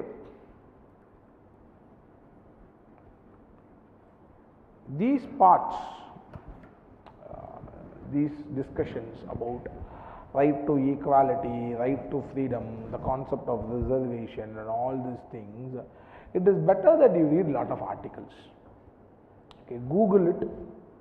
Okay, the question of reservation in India, Google it and read a lot of articles that is there in our newspapers rather than reading books for this. Okay. Anything regarding fundamental rights, because I would say all these books, whether it's a Lakshmikant or it's a Subhash Kashyap or any other book, whether it's a PM Bakshi or all the referred books which I have referred, okay, even for that matter, Rajiv Bhargava or any other book, okay, they have a typical one-sided point of view. Okay, so you read a full book, say some 50-60 pages, you spend a lot of time and you get to know only one point of view. Rather, for these things, if you Google it and you read some opposite point of view newspapers, for example, generally everything I Google and I'll read one thing in Hindu and the same point of view I will read it in some other newspaper also. Okay, whether it's the Times of India or Indian Express. Nowadays Indian Express also writes a lot of articles, or any other Outlook India, everything will be available in online. Okay, I will Google it, I will read some article for another point of view. Okay, because as I already told you, Hindu will always give leftist point of view. Okay, so one point of view I will read it, opposite point of view, wantedly sometimes I will go to magazines like Swarajya Mag. There is a right-wing organization, magazine given by right-wing party. Okay, wantedly I will go to these right-wing magazines, I will read what these right-wing magazine says, to get the opposite point of view, that's it. Okay, so typically I will do, for every topic I will do that, every topic. There are certain right-wing party magazines, okay, which is given by BJP and other, so they gave their points of view. And all these magazines like newspapers like Hindu, Frontline and other magazines will give the left-wing point of view. Both you read, that is enough. Okay, so instead of reading lot of books, okay, so I would suggest whenever you find time, for example, if you are going for a vacation somewhere in a car, okay, so UPSC aspirant there is no vacation. So what you have to do? Google it in a mobile phone. I know every one of you will be having a smartphone. Okay, just Google it and read an article. Make it a point that during a travel of 8 hours or 9 hours, you read at least some 10 articles. See, that is the best way of reading or getting lots of point of view in these subjects. See, that is how PSIR should be read, at least in these areas. I would say to you, like, okay, read Subhash Kashyap in this, because Subhash Kashyap is very good in fundamental rights. He has at almost, you would have given some 100 pages for that. Some 80 pages, our constitution Subhash Kashyap is only dedicated for fundamental rights. It is very good. But all the arguments will be one-sided. All the arguments. Okay. It only gives you one point of view, and when the book was written, it was a very old book and most of the research was not done then. Okay. Now the lot of research has been done in Constitutional Assembly debates, and recent articles gives exact notes with date on what exactly happened on Constitutional Assembly debate and what Kunzru said, what Ambedkar said and what other people said. Everything is there in latest articles that has been published in Indian Express, which is not there in Subhash Kashyap, because that was published way back. You understood? Okay. So updation is not there. So I would rather recommend to all of you that instead of reading all these things in Lakshmikant and all the other things, what you do is you read the skeleton in Lakshmikant or P.N. Bakshi or D.D. Basu, the skeleton. What are the clauses of fundamentals, you read there. But for opinions, for forming opinions, you rather Google it and read from the newspapers. You will really enjoy it. Okay. Whenever I get bored, I always used to do this. But my general interest is political theory. So I generally, whenever I Google it, I mostly Google it on political theory basically, because that is what major interest is. So I will try to see how the theoretical aspects, philosophical aspects of politics will go, what are the articles, what are the research that has been done. Okay, whenever I travel somewhere, I always used to do it. That is how the passion develops. But develop a passion for this. Okay, it will be useful, right? Right to freedom. Okay, protection of rights. 6 rights regarding freedom of speech and expression, assembly, association, movement, residence, profession. This is Article 19. Okay, what Article 20 says? Protection in respect of conviction for offences.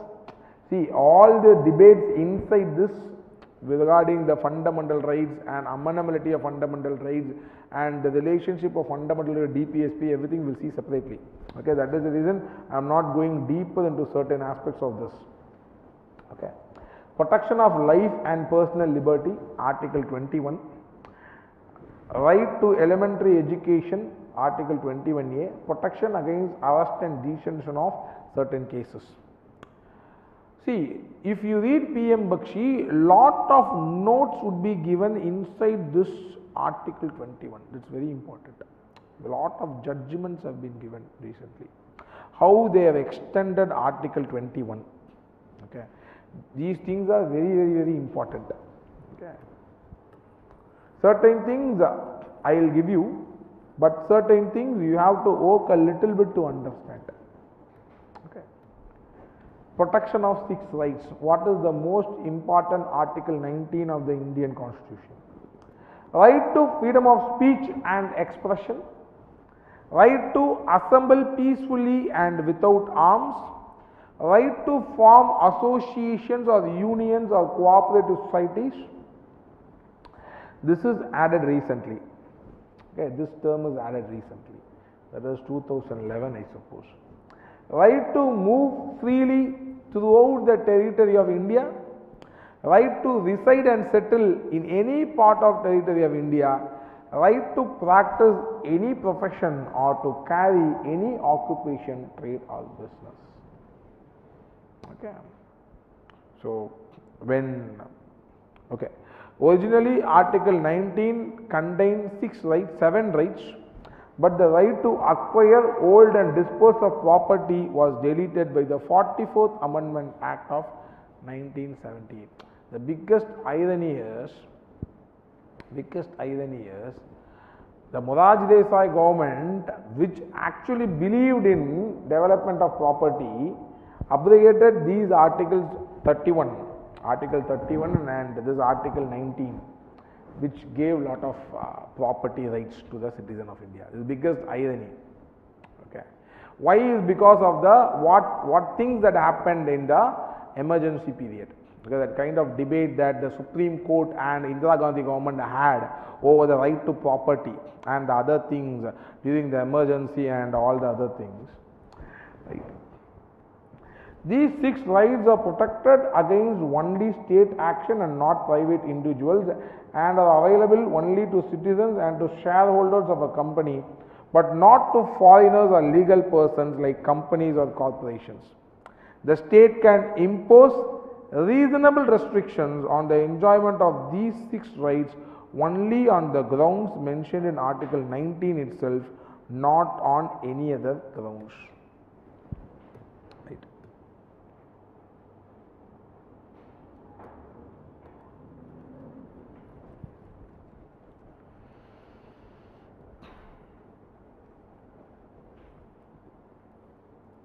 Okay. Freedom of speech and expression. It implies that every citizen has the right to express his views, opinions, beliefs and convictions freely by word of mouth, writing, printing, picturing or in any other manner. The Supreme Court held that the freedom of speech and expression includes the following. Okay. So, everything becomes a freedom of expression. That is the judgment of Supreme Court. So, the right to telecast, okay, even the freedom of silence, everything becomes a part of freedom of expression. So, Article 20, certain articles cannot be abrogated even in the time of emergency. What are the articles? So these becomes very, very important articles with respect to understanding of fundamental rights in India. Okay. So Article 20 grants protection against arbitrary and excessive punishment to an accused person, whether citizen or foreigner or legal person like a company or a corporation. It contains 3 provisions in that direction. Okay. No ex post facto law. No person shall be convicted of any offence except for the violation of a law in force at the time of the commission or act. Okay, so if you are doing a mistake, at that point of time the law should be there in force.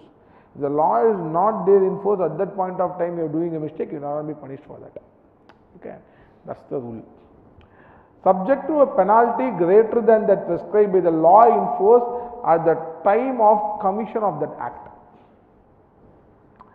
No double jeopardy. No person shall be prosecuted or punished for the same offence more than once. Okay. There is also a movie that came in the same line. Okay. I hope all of you would have seen the movie. It's a very old movie, acted by Amitabh Bachchan and Rajinikanth. Okay. It's a very old movie. Okay. Right. No self-incrimination. No person accused of any offence shall be compelled to be witness against himself. Most of the time, that is what we do in police station. That is what is generally done. Okay. First, they will be asked to be, they will be hit and they will give some statement and they will record it. But the constitution says that you cannot be a witness. But you can say that you have done a mistake. Right. Protection of life and personal liberty, Article 21, another most important article. The Supreme Court overruled its judgment in Gopalan case by taking a wider interpretation of Article 21. Okay. As I already told you, Article 21 explicitly says the word procedure established by law. We discussed about the American Constitution, where we have the concept of due process of law, whereas Indian Constitution you have the concept of procedure established by law. So I told you when we saw the judicial supremacy that Indian judiciary cannot go to that extent. They have to follow the procedure established by law. But in Menaka Gandhi case recently, after the basic structure of Indian Constitution itself, the total line is being completely, I would say, it's been blurred. Now, whether India is following a due process of law, whether India is following a procedure established by law, no one knows. Okay, I think you are getting the point. Okay, the point is, Indian judiciary has to interpret only the law, what is said, what it is written. It cannot go beyond it. Okay, the interpretation should be read only between the lines. Simple meaning of procedure established by law. Okay, but due process law is broader. Okay, it is broader. The way by which the law has been passed, the content of the law, everything could be discussed. Okay. But after the basic structure of the Indian Constitution and all the other stuff that has come today, all the public interest litigation and all the other stuff come today, I think the Supreme Court has taken in itself a lot of the law making as well as law implementing jobs in itself. Okay. Now you find a lot of judicial pronouncements by which initiate certain laws. Which probably was not the intent of the India's constitutional makers. Probably the constitution makers would not have intended this to happen. Okay. The concept of basic structure of Indian Constitution, if the constitution would have thought, constitution makers would have thought this is there, it should be there, they would have included that. Okay. But Ambedkar and others believed that any progressive society could be made progressive only if the polity travels with the society's intentions. Okay. So, when the society is progressing, the polity should also change along with it. Okay. But our Supreme Court is putting a bar on all these things. Right. In effect, okay, therefore it is ruled that the right to life and personal liberty of a person can be deprived by a law provided the procedure prescribed by the law that is reasonable, fair and just. In other words, it has introduced the American expression of due process of law. Okay, this is what I was discussing about. So now the Indian judiciary has taken in itself certain things which was not intended. Okay, it is also good, it is also bad in a lot of things. A lot of angles if you see, it is also good in certain areas, it is also bad in certain areas. In effect, the protection under Article 21 should be available not only against arbitrary executive action, but also against arbitrary legislative action. Further, the court held that right to life as embodied in Article 21 is not merely confined to animal existence or survival, but it includes with its ample right to live with human dignity, and all aspects of life make life meaningful. Okay. So there are many judgments, not just this judgment, there are many judgments, how the article life, personal liberty has been enlarged. Okay. Many things have been put into it. Right. These things we will see later. Okay. I think we will complete this now. Again, we will go to right to education, because I have to give a little bit of discussion right to education. Okay. I don't think so I can finish it today. Okay. I will finish it off. Next week when we come, we will proceed further. Right. Any doubts in this, you can ask me now, or reserve for the next week. We will discuss it. Online students, any doubt? Okay. Yes, please.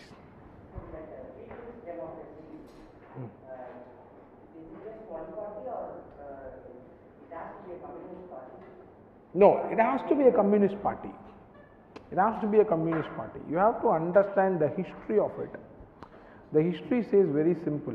The vanguard, the leadership could be given only by the communist party, which is motivated by the Marxist-Leninist communist ideology. People's democracy is defined by that. Yes. Okay. It is defined by that. People's democracy could be possible only in a communist regime. Okay. Okay, pa. Thank you. Exception to right to equality, governor and president. Yes. So in that case, if either president or governor, if they are involved, if any criminal activities, if they are involved, so what about? That is what. In case of criminal activities, president or governor, there are certain rules that is there. Okay. Criminal activities. No, involvement I'm talking about. Yes, that is what I am saying. If they are involved, yes. Whether they can involve or not, there is a different question, right? If they are involved, then certain privileges will not be there, because it is a criminal activity. Civil activity, for 2 months they cannot be arrested. Okay. Okay, pa. Thank you.